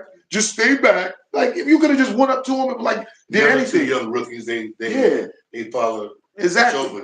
Did what he said. Exactly. You know what I mean? He was the racist murderer that was like, yeah, we're gonna kill this guy and shit like that. Then all of these other stories came out later about, oh, he was a drug addict, he was on this, he was on that. You know what I'm saying? How you feel about that with that being your nephew and they saying all this shit about him and he dead, so he can't speak up for himself? How you feel about I think like, man, you know, a person can do what they want to do, you know, and especially if they grown. And for them to say that, I mean, it's bad for the family to be exposed to that type of thing. Right. Even if he was getting high, the way it still happened shouldn't have happened that exactly. way. They could have carried him to jail. He's still been alive today. But actually what it was, man, Sean and my nephew had a competition a while back. My nephew was the head security at this club, and he was police and got a part-time job there. Right. And the ladies, man, especially the white girls, especially I remember so they love brothers. Right. And they was all on him and he got a little jealous. They had a little scuffle, you know. He said, I'm the head security and you police out there, but I'm the head security here. He was telling the truth, you know, maybe it ain't been told on my podcast or whatever, but I'm telling it. And they had a run in. So he was arresting somebody else when they called him and told him they had George. And then he stopped what he was doing to come over there. And as soon as he came, you can see when he got out of the car, he's putting his gloves on, and he knew it was him, and that's when it all started. Damn, you know what? That's information that nobody else knows. That this fucking racist ass, jealous ass cop practically killed George Floyd because they had a little altercation in the club, and the white woman was on George Floyd and not on his ghostly looking ass. Yeah. Y'all hearing this directly from his uncle? This is George Floyd's uncle, Ike Floyd, from BB and the Q band. This is real. I'm kind of heated now that you told me that information, man. That shit making me kind of upset. Sometimes it pisses me off. You know what I'm saying? Like, that's some bullshit because I went through something like that. I'm gonna tell my story. Like, I was working in Manhattan at a company called ABM. It's American Buildings Maintenance, but they call it Albanian Building Maintenance because all the Albanians kind of took it over. It was a maintenance thing, right? Yeah. So I was working in this building on 51st Street in Lexington. And, you know, when you work in Manhattan, you're going to see a lot of attractive women coming in with their little skirts, suit skirts or whatever, looking good, with their little feet and toes out and shit like that. And it's summertime, it's nice. But I go there and I'm the sociable person like I am. And the girls in the building, they loving me. And I was a temp. You know, I worked through that temp agency. They sent me to different buildings to do maintenance, right? So the regular, the poppies that work there, because there was a couple of Spanish guys that worked there, older men, they obviously see these ladies every day and be like flirting with them or just saying, you know, nice, sweet shit to them. But they never had an opportunity with them. But here it is, I come, this young, black, strapping man, and I'm very sociable, and these women start liking me. So during my lunch break, these women would come down to the loading dock area and chill with me on my lunch break. So this was my lunch break. This wasn't like I was not doing my job and having these women that work in this building come to me. They was coming down to me and chilling with me on my lunch break because they liked me. It was, you know, very social, right? So one day the boss called me into the office and I'm like, yo, what happened? And she was like, hey, I want to talk to you. And I'm like, what? So, okay, how you doing? What happened? He said, well, I got information from some of the permanents here that the maintenance people in the building that you're not doing your job effectively. So I'm like, man, what do you mean? Like, I'm coming to work every day, I'm cleaning, whatever they tell me to do, I'm doing it, no problem. She was like, well, they're saying that you're not coming here on time and you're not doing your job or whatever like that. And I couldn't understand why they were saying that, but then it came to me that they were jealous that these little Spanish mommies in this building was coming to see me during my break time. So when she said all of that to me, I'm like, I'm sorry, I don't know really what to tell you, but I do my job. I'm here every day at UC, and all I want to do is work. And she was like, well, we're going to have to let you go. I said, what? I'm like, why? Like, she was like, we can't use you here anymore. Those little Spanish men told her that I wasn't doing my job and I wasn't coming to work on time, all because they were jealous that those women from that building, they was coming to talk to me and see me. Now, when she let me go, it was September 10th, 2001. So when I left, I was furious. I was angry as hell. I called the company and I said, look, They let me go. You don't have to place me somewhere else. I don't know what to do, whatever. You know, anytime you get fired from a job, you're frustrated, you're angry, you're wondering where you're gonna get your next buck from. And I left. I went home, I was a little salty, and I went to sleep. But the next day, some of my friends called me and they was like, yo, World, where you at? Son, you all right? You good? I'm waking up. I'm like, yo, what do you mean? Like, am I good? Like, I'm high. But mind you, it was 9 something in the morning when the planes hit. I was supposed to be in Manhattan. But since them hating ass guys fired me, I didn't have to go to Manhattan the next day. The next day is when the World Trade Center happened.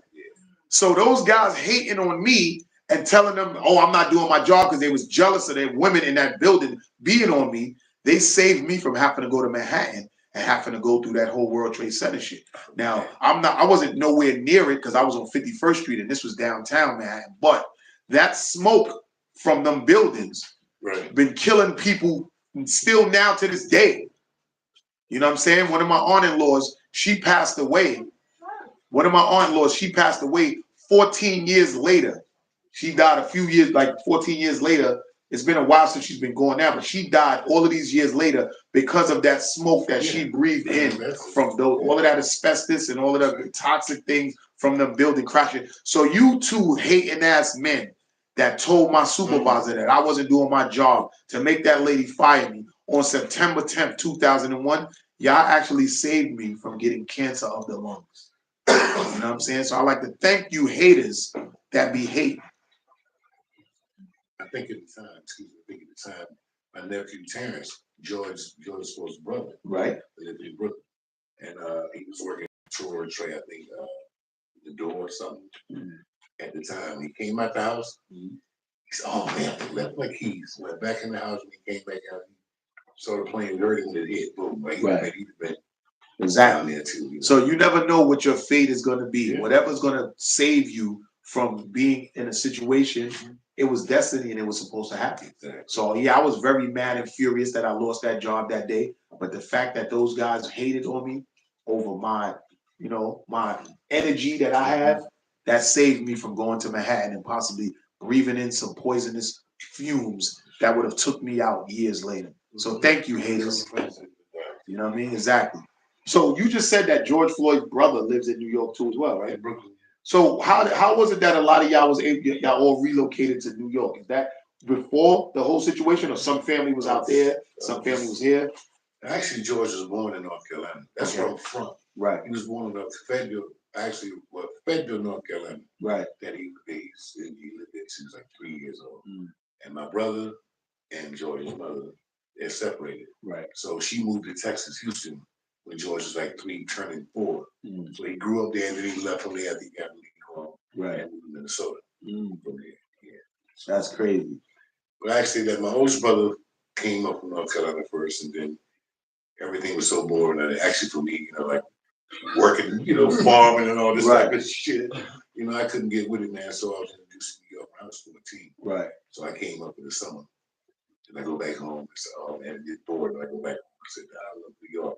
And I'm the baby boy of my family. Right. And my mom say, so Lois, brother, you make sure you take care of my baby boys. You know, I got it. Yeah, okay. So I've been here ever since, man. You know? Yo, I grew up in Spring Valley, Rockland County. Okay. But I've been in Brooklyn now for 10 years. Yeah, so you from Brooklyn now. Yeah. You know what I'm saying? Hands top to that, man. Brooklyn. You know what I'm saying?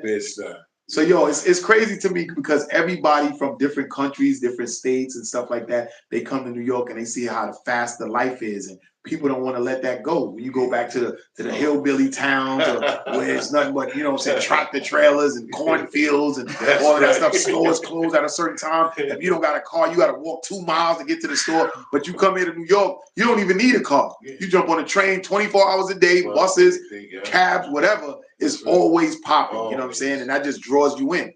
So I can see why so many people come to New York and they want to stay, because they say it's a city that never sleeps. In New York, concrete jungle where dreams are made of, ain't nothing you can do.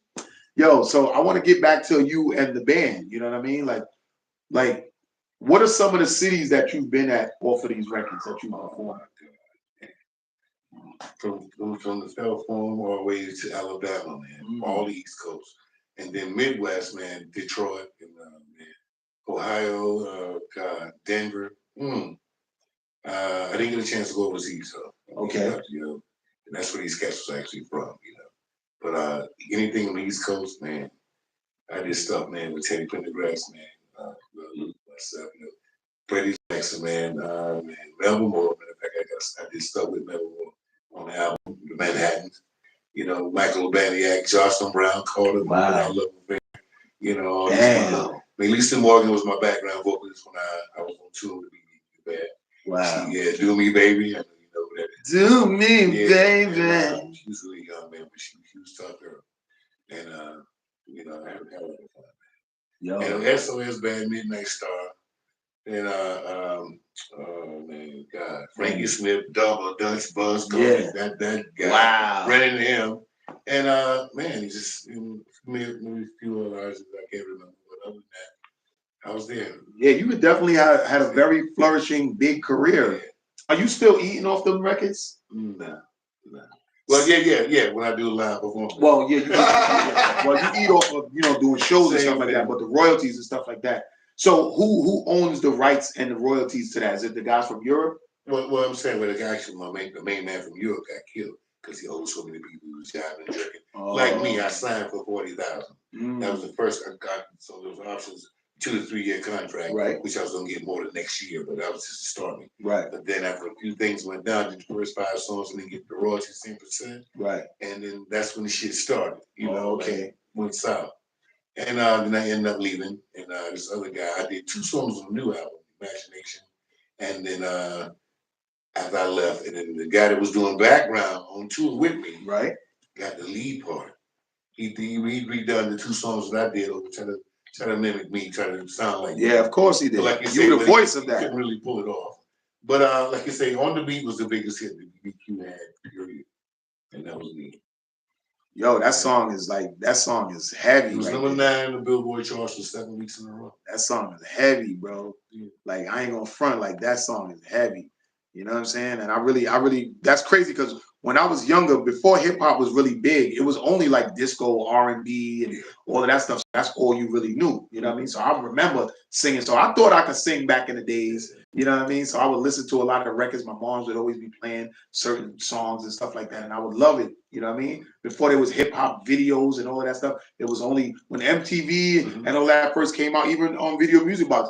It wasn't no hip hop videos yet. You know what I'm saying? It was playing like Cyndi Lauper, Lisa Nicole Jam, and all of that stuff. You know what I mean? And that's the stuff. Lionel Richie, Gladys Knight. Like, that's how I remember all of this stuff, because coming up, I only remember these singers or these pop artists and stuff like that. And that's the music that we had until hip hop came and took over like a thief in the night. You know what I'm saying? So to have you here on the show, like knowing that was a song that I used to be singing back in the days and shit like that, and having you with me, like, I'm honored to have my guest in the building today. So I don't know, man. Like, this is a big deal for me. Look, when I think her name was Teresa or something, from the lady from the movie, because she told me, she was like, look, I need you to go pick somebody up to come to the show. So when I came and picked you up, and then you said Tawana, and we were talking, and you told me who you were, and I was like, okay, I heard of that before, but what song was it? So we in the car driving, and I'm looking up, and then I played a song, and I'm like, this is you? And I hear you talking. And then I know the words to the song, and I'm like, yeah, that is. I was like, oh, I ain't gonna front. I was kind of like fanned out at the car, wasn't I? I was kind of fanned out, like, yo, that's you. I called somebody, like, yo, you know who I got to call me right now? Yeah, I ain't gonna front. It was hype. That goes to show you that, yo, you've done a lot for a lot of people. You know what I'm saying? Having these songs out there, making people happy, making people dance, and that's a big look right there. You know what I mean? And it's weird with the 6 degrees of separation of how you made music that was so happy and fulfilling to people, and then you have that background with your nephew and all of that stuff. And that was a big prominent situation right there, because when that happened, America changed. You know what I'm saying? It was different after that from what had happened with George Floyd and everything like that. So again, my condolences to you and your family for that. And I'm happy that you was able to put that piece out there to let people know that cop was just a jealous, hating motherfucker that was mad and had a gripe against George Floyd. So there's a reason why he stayed on his neck that long. Because exactly. That's why his ass is guilty. You know what I'm saying? But look, if y'all want to definitely see Ike Floyd perform, you know what I'm saying, them hits and more, this Thursday, March 27th at HQ Lounge, 1609 Nostrand Avenue. Doors open up at 7. $10 cover to get in. Come through. It's going to be nice. Don't want to hear no excuses. Y'all want to see us rock out? Shelene Thomas, Ike Floyd, Worldorama, you know what I'm saying?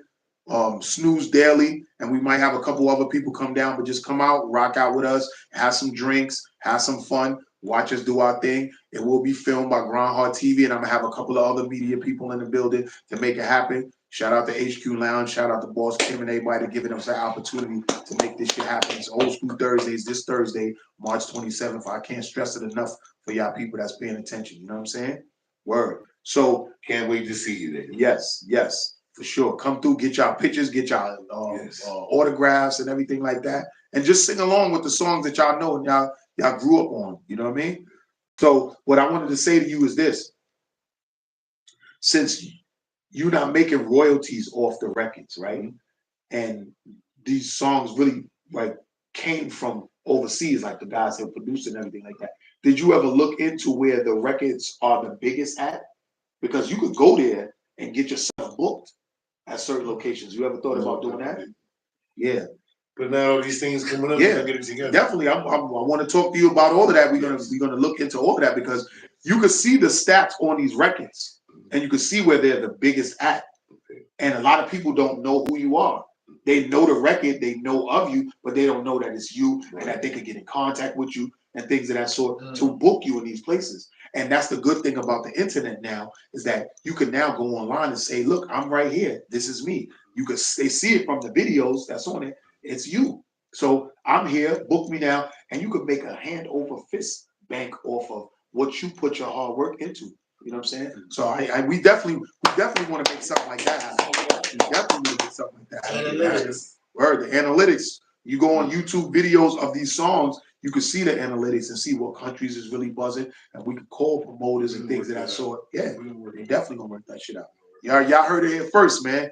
Worldorama is not just an artist and a podcaster. I also do a lot of marketing and co-managing and stuff like that, and I can make shit happen. So we want to do that because I don't like to see my peoples who are involved with big records that's not really getting the royalties off these records that they're supposed to. So then that means we need to really squeeze that sponge and really make some money off this. Who's some of the people you manage? I manage Steph the Def from Money and Violence. I've managed Mr. Sinister from the Executioners. I've managed Kia Jeffries from the Put It In Your Mouth Girl. Put it in your mouth. I've managed Papa Don. He sang on Ghostface album that song. Sometimes I feel like he don't hear me. Okay. I've co-managed 2-5, 50 Cent's cousin, who 50 Cent didn't want to make it in the game. I've got a song with Brenda K. Starr from, she was the one that really started off Mariah Carey's career. You know what I mean? We got a record together. I did a couple of things. I got an album called Dare Into the Big Bad Wolves with Old Dirty Bastard. Like Old Dirty Bastard was Wu-Tang in Staten Island. He was Brooklyn Zoo in Brooklyn, but in Queens, he was Dare Into the Big Bad Wolves. Wow. And if you go online and you Google Dare Into the Big Bad Wolves and stuff out there with my old partner Pliz, because we was Ill Distraction back in the days. We also was called the Big Bad Wolf Gang, and ODB was a member of that. And that music is out there. You know what I'm saying? I've done a lot of stuff, prominent stuff in the game that people don't know. So just like they don't know who you are, but they know your music, people will know of the people I've been around. And you know what I'm saying? And Prodigy was a good friend of mine from R&B, rest in peace. That's why I did the Ayo Queens Get the Money record, and I talked about it in the second verse. So there's a lot of things that I've done in the game that has been overlooked for a long time. So the fact that I could still be out here and talk my shit on my podcast and bring people up, no problem, and bring people up here that was being overlooked as well in their career, that is wonderful for me, and I'm happy that I'm able to do that. So to be able to do live events and have you guys come out and perform and document it and stuff like that, and then still search to see where we can go to really make some bank off of it is wonderful. And I'm grateful for that. I'm thankful to being here still. You know what I'm saying? So if somebody wanted to like contact you because they wanted to know more about your story or they wanted to book you or things of that sort, where could they reach you at? Because you don't have no Instagram. Yeah. So I can leave a phone number. if they want that. Right. You know. Well, and plus at the show, I have my call. She have my call. Okay. All right. So you don't have to leave your number. People don't have to call you. If y'all want to get in contact with Ike Floyd, y'all can holler at 516-540-1684. You know what I'm saying? And y'all can book them and stuff like that. And that's just how it is, man. Like everybody don't have Instagram and all of the social media, man. A lot of people grew up without it. Like I think we're the last of the Mohicans that lived without internet and lived with no cell phones. You know what I'm saying? Everybody after 80, I think it was when you born. If you was born in like 1980 and up, they all experienced. They don't know what it's like to not have a cell phone or internet or things of that sort. But we're the last people to know what it's like to not have no cell phones, not to have no internet, going outside to play and shit like that. A lot of the new generation, they don't know that. They wouldn't even know what to do if there was no cell phones. You know what I'm saying? They would be stuck without no internet. They don't know. You never been. You need something to drink? Crack open. You want your water, or you can crack open your energy drink. Hey, yeah, pass me that water. Yeah, get him this water. We got to make sure your voice is good. He's performing Thursday. His voice got to be perfect. You know what I'm saying? Nah, I'm just fucking with you. Yeah, so I'm happy to have him here. But so, what do you got to say now about the game now? You know what I'm saying? Being the fact that you've been through certain situations, and you know what I mean. Is there any way that artists should be getting jerked now? They should be. They shouldn't be. Like, shouldn't be. Right. Wow. There's so many producers, man. There's so many people that want to produce that don't really know how. You have other people thinking that they do. Right. And that's stuff's so really getting confused. Right. But I would say look things up for yourself. These days, it's able you to find out stuff for yourself. Right. Right on this internet here.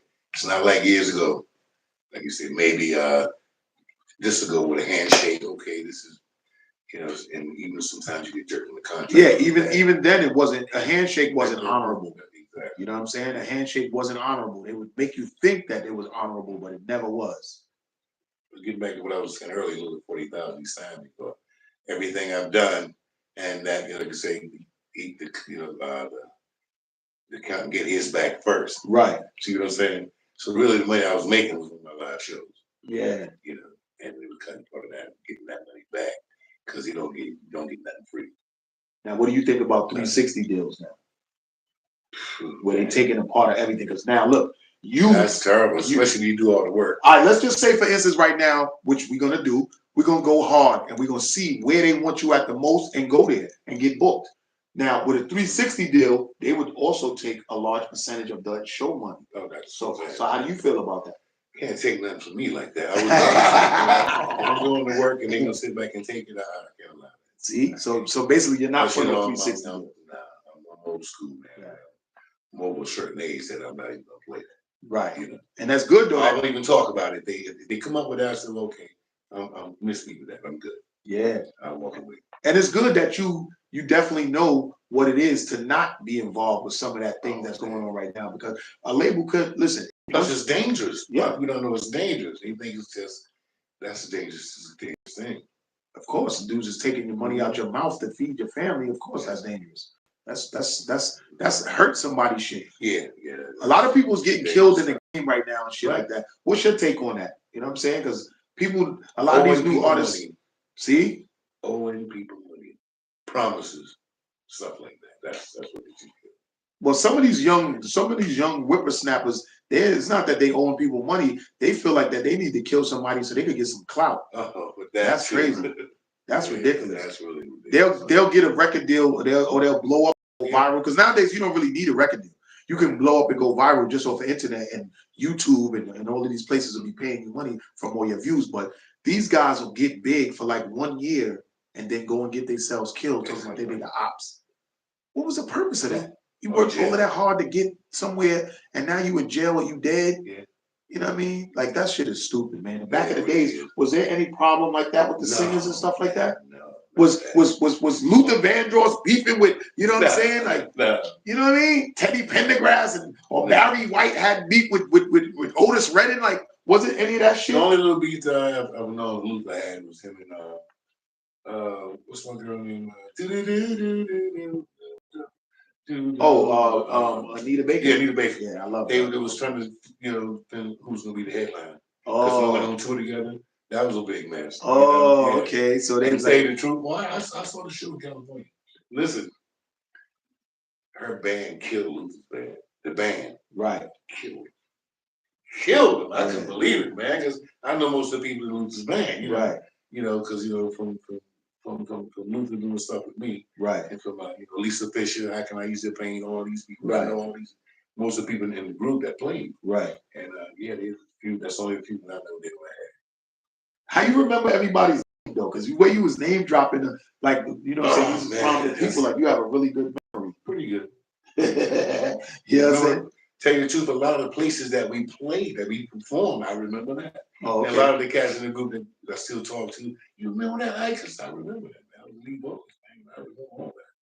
So now you lead to my next question, because nowadays with all of the Sound Exchange, the Song Trust, and the BMI, you can now register where you perform these records at and get paid not only just from the venue paying you, but your publishing. You know what I'm saying? Right. Paying you from that club, having to pay BMI or whatever from those songs being played and performed in it. So being the fact that you don't have your royalties off the records, would you be able to get money off of that, or you just get the monetary cash from the booking, and you can't collect no BMI or ASCAP publishing?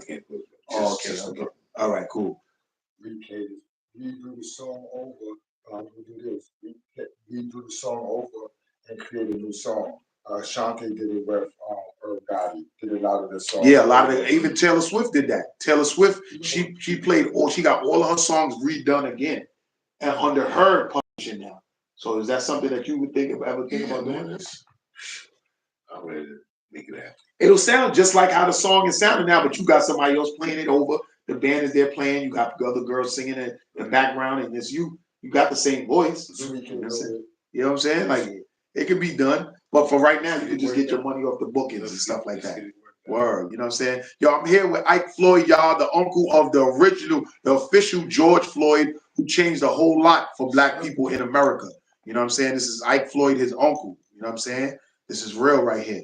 What I want to do is I want to go into that song that you was talking about earlier, the BB&Q band Imagination. I want to play that, and then I'm going to come back with you, and we're going to, you know what I'm saying, sum it up. We're going to let everybody know about where they could come see you perform this week coming up, and we're going to do that. So we're going to go into a song, and then I'm going to come back and I'm going to talk to you about it, all right? All right, let's go.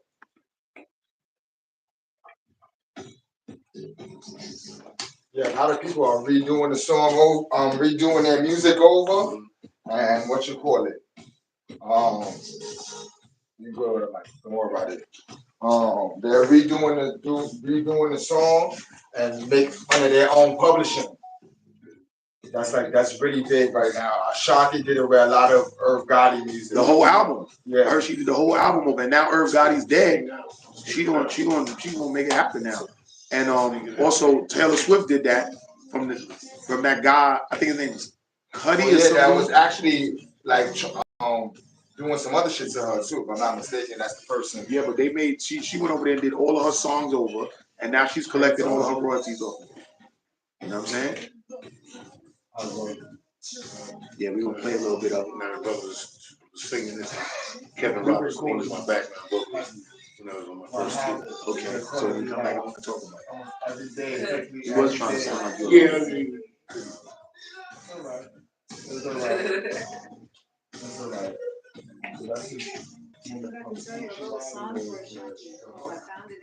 Oh yeah, you did? Yeah, on her collectibles out. I Found It in You? Yeah. I'm gonna look that up.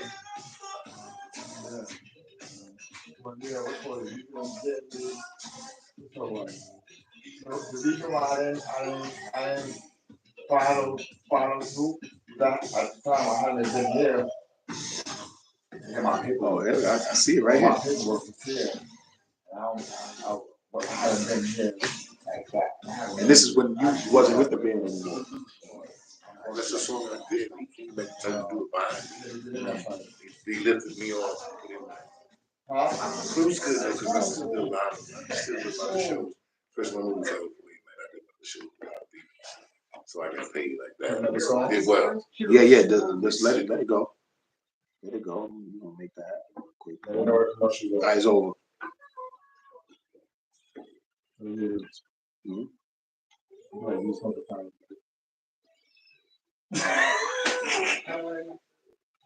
How much time we got left, Matt?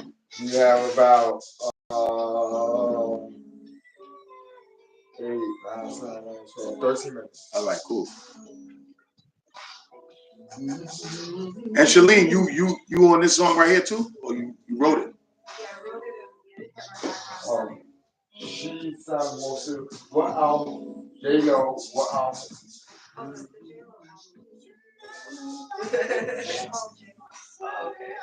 and she sang most of the vocals.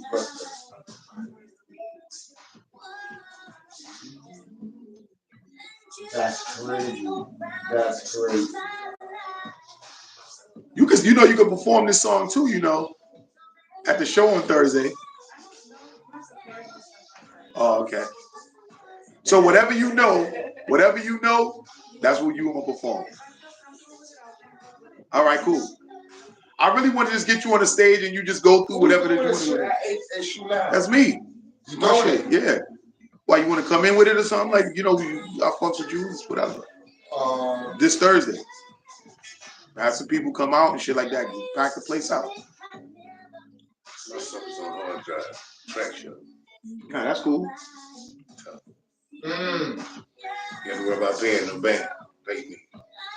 That's how you do it. Like you say, like 7 guys in the band, they can say 3,500. That's how I take when I do the show for 15.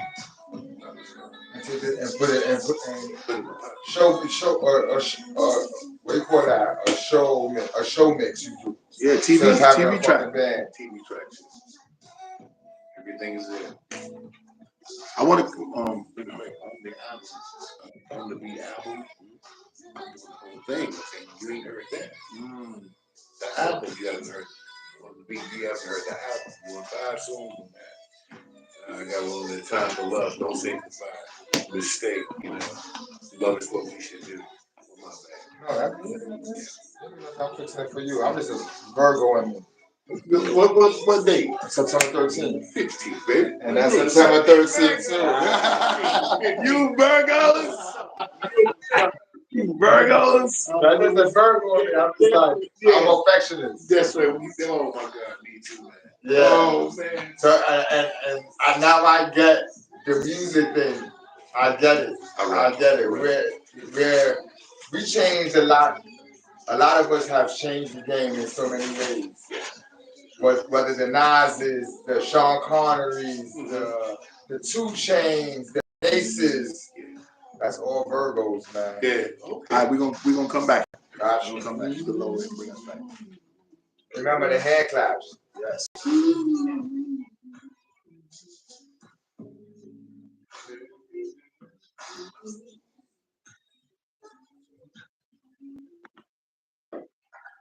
Yeah, y'all know what it is. We back from a little musical break. I'm here, with Ike Floyd. That first song that I played for y'all just now, that was a song called Imagine, and that was with the BB&Q band, and that was when they already but they replaced you with another singer. So almost like some 5 Heartbeat shit. You know what I'm saying? Like they try to. He was like your backup singer. Yeah. Because honestly, like I told you when I said I did a song with Brenda K. Starr, Mariah Carey was her backup singer. And then she wound up turning around and performed her songs. That I Still Believe, that's a Brenda K. Starr song. But you know it big from it being a Mariah Carey song, but that's really Brenda K. Starr's song, and Mariah Carey was her background singer. So in that song, Imagine, that guy was your backup singer. Exactly. And then they want to put a song out there. And then just like the next year, Curtis Harrison did the lead of the BB&Q band, and Kevin Robinson didn't. And he tried to change it up. He tried to get somebody compatible with what I did. Right. And like you said, my song would be put it on the map. Exactly. Like that's what I remember. You know what I'm saying? It's still the hottest debate in your imagination. Definitely. You don't hear any of them songs you hear on the beat. Yep. That's the only one you hear. When that song come on, is his song and it's his voice. Yeah. Salute to you on that one, my guy. You know what I'm saying? Word. And also the song that I played after that was an Ashanti song. And the reason why I played that song, I Found It In You, is because Shelene Thomas wrote that song and she has vocals on that song. You know what I'm saying? So I'm here with some living legends that is a part of a lot of big records and a lot of, you know what I'm saying, musical history that's on my show today, man. I thank y'all for being here, man. Like this is big for me to have y'all here and for me to be working with y'all. And I want everybody to know this Thursday, March 27th, we will be performing, all of us together at HQ Lounge. You know what I'm saying? Old School Thursdays. This Thursday will be called. You know what I'm saying? We will be there performing. Shelene Thomas, Ike Floyd from the BB&Q Band, Worldorama, Snooze Daily, and we're going to have a couple of other special guests that'll be in the building. HQ Lounge, 1609 Nostrand Avenue. Doors open up at 7, 10 o'clock cover at the door. Rock out with us. You already know Good what it is. world. Yo. This is just the beginning. Yes, just the beginning. Just the beginning. It's the beginning, like the movie In the Beginning that I'm in as and well. Plus, I'm in the movie also. Exactly. We're all in the movie In the Beginning. So this is just the beginning. So far, but any other part, I don't know yet. Right. But as far as now, I'm singing. You know what I mean? I'll pretend to be excellent. Everybody. Do you have anything that you want to say to the people that's coming up in the game now, being the fact that you've been through so much and still going through stuff? Because like you said, you're not receiving royalties off these songs. Your royalties will be whatever shows you get and whatever gigs you get out of doing them shows. Right. So what do you have to say about people coming up in the game now? What should they do? Ooh. Wow. It's kind of a hard thing to try to explain. I'll tell you. Don't hold no punches, neither. Say what you want to say. Number one, man, you gotta be straight, I mean, as far as, accomplishing something, man, if you put your mind to something, you can get it done. But if you don't keep your mind on that, what you need to get done, it won't never happen. Okay. And so just stay focused, stay away from the bullshit. And read the contract good, the fine letters, man. And if you can't read it good, you get a lawyer to do it. And that's it. He'll explain it to you and break it down to every word. Tell you the truth, you kind of hope you don't bullshit you a little bit, Right. That's just you get your own lawyer. Yeah. Get somebody that you hire that you know is working for you. Exactly. Not telling you that they coming from the company that you signed with. To help you, man. Yeah, exactly. You gotta go where you celebrate it and not tolerate it. Exactly. That's my new slogan, and I'm gonna push the shit out of it. Just like I did my flowers for everybody. Yo, go where you celebrate it, and not tolerate it, man. You don't know where somebody just wants you around for whatever purpose, and they ain't really got your best interest in mind. Right. Go where you celebrate that. Right. This is why the same bottle of water can be sold for $7 in the airport, and then at the store it's only $1. You know what I'm saying? You go where you celebrate it, not tolerate it. You know what I'm saying? Well, I'm just so happy to have you on the show. I'm looking forward to performing with you, because not only is it going to be a great night, but now on my resume, I could say that I performed with Ike Floyd and Shelene Thomas. You know what I'm saying? Just like I said, I did a song with Brenda K. Starr and ODB and all these people. Right. I have y'all now on my resume of people that I performed with. And I want to definitely work with y'all and do songs with y'all as well. Definitely. I'm happy, man. I'm so excited. 2025 so far has been such a illuminating year for me already. You know what I mean? But damn near 90 days in, the end of the first quarter, and I've been getting so much stuff accomplished. Let's not forget, Lucy the Movie is out right now on lucythemovie.com. I'm in that. I've already been to Trinidad to the Carnival, performed on their major TV, been on their major radio. I've been doing a bunch of shows. I just was at a Society House dispensary yesterday, where I've been working with some people to get some other things done. You know what I mean? Like it's just so flourishing this year with my career and things that I got going on. And I'm happy to be doing business with some living legends. You know what I'm saying? That we can work together and make some things happen. I'm excited, and I'm happy to have y'all on the show. And I'm happy to have a platform where I can let people know who y'all are, what y'all been through, and tell y'all story and shit like that, because this will be out there forever. You know what I mean? Salute to my people's S Street Media. You know what I'm saying? I get that has a studio for me to come in here and make it happen. My guy G Math, that's always stand up with me. You know what I mean? Salute to him. Shout out Rough Riders Radio, the energy drink, Ride Out energy drink. You know what I'm saying? Shout out Ace Q Lounge. Shout out Moonlight Corner, another event that I'm gonna be doing things with. Shout out my guy GQ Beats that produced my song off of Lucy the Movie soundtrack. Shout out my guy Blue Diaz that's producing the Worldorama's Vision Project. Shout out to Umbrella Studios. They produced the They Love World project that's out. I'm about to drop right now. There's so much things that's happening and flourishing right now that I'm so excited about. it's a bunch of things that I wanted to talk about that I've just been involved in, but our show's been just engulfed with our guests, and that's how I want to keep it. I don't really want to go off topic because usually when I come in the studio, if I don't have any guests, I just talk about like the things that's going on in the game and what the talk that everybody's talking about. And usually I don't really like talking about everybody else's business, but when you're a podcaster, you have to get on here. But I'll be wanting to have this platform for you guys to come on here and tell y'all story and let people know who y'all are. And if they want to book y'all, they could do that. And then it could generate some income for y'all. You know what I'm saying? So thank y'all for being on the show. Thank you. Shelene Thomas, Ike Floyd.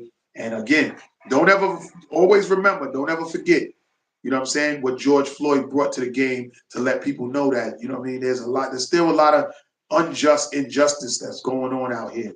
And we need to stand firm about what's going on. You know what I mean? Be on your Malcolm X shit, man.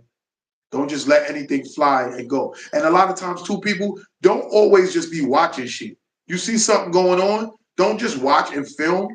You know what I mean? Get to it. Like if you can assist and help save somebody from being murdered or killed, not saying put your life on the line for it, but sometimes you got to be a warrior and you got to stand up for what you believe in if you really believe in that shit. You know what I'm saying? Exactly. Word up.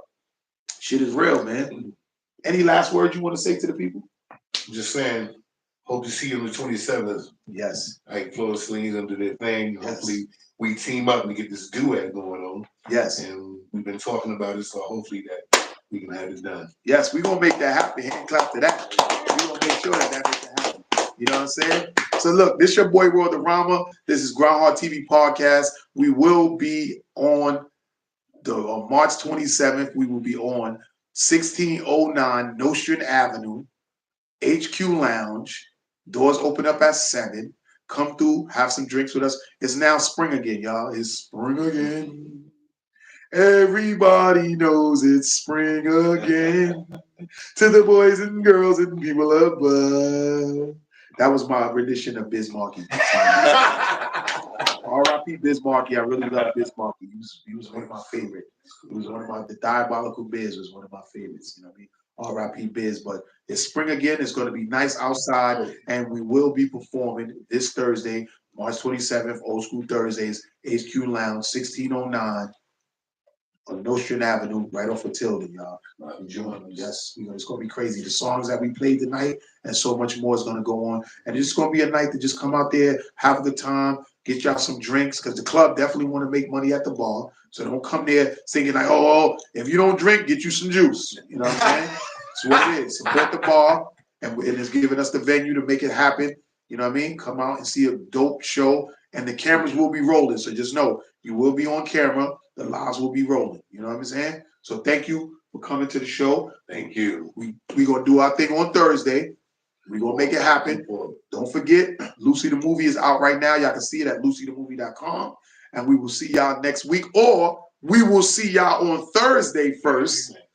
And we're gonna make it happen then. And then we're gonna talk about it again next week. I'm probably gonna have Snooze Daily here next week so he could say his take on the show that we're doing this Thursday. So thanks to my guests. Everybody be safe out there. You know what I mean? Grindhardtv, we always there, y'all never there. Salute to everybody that's involved with what's going on. Grindhard. Yeah.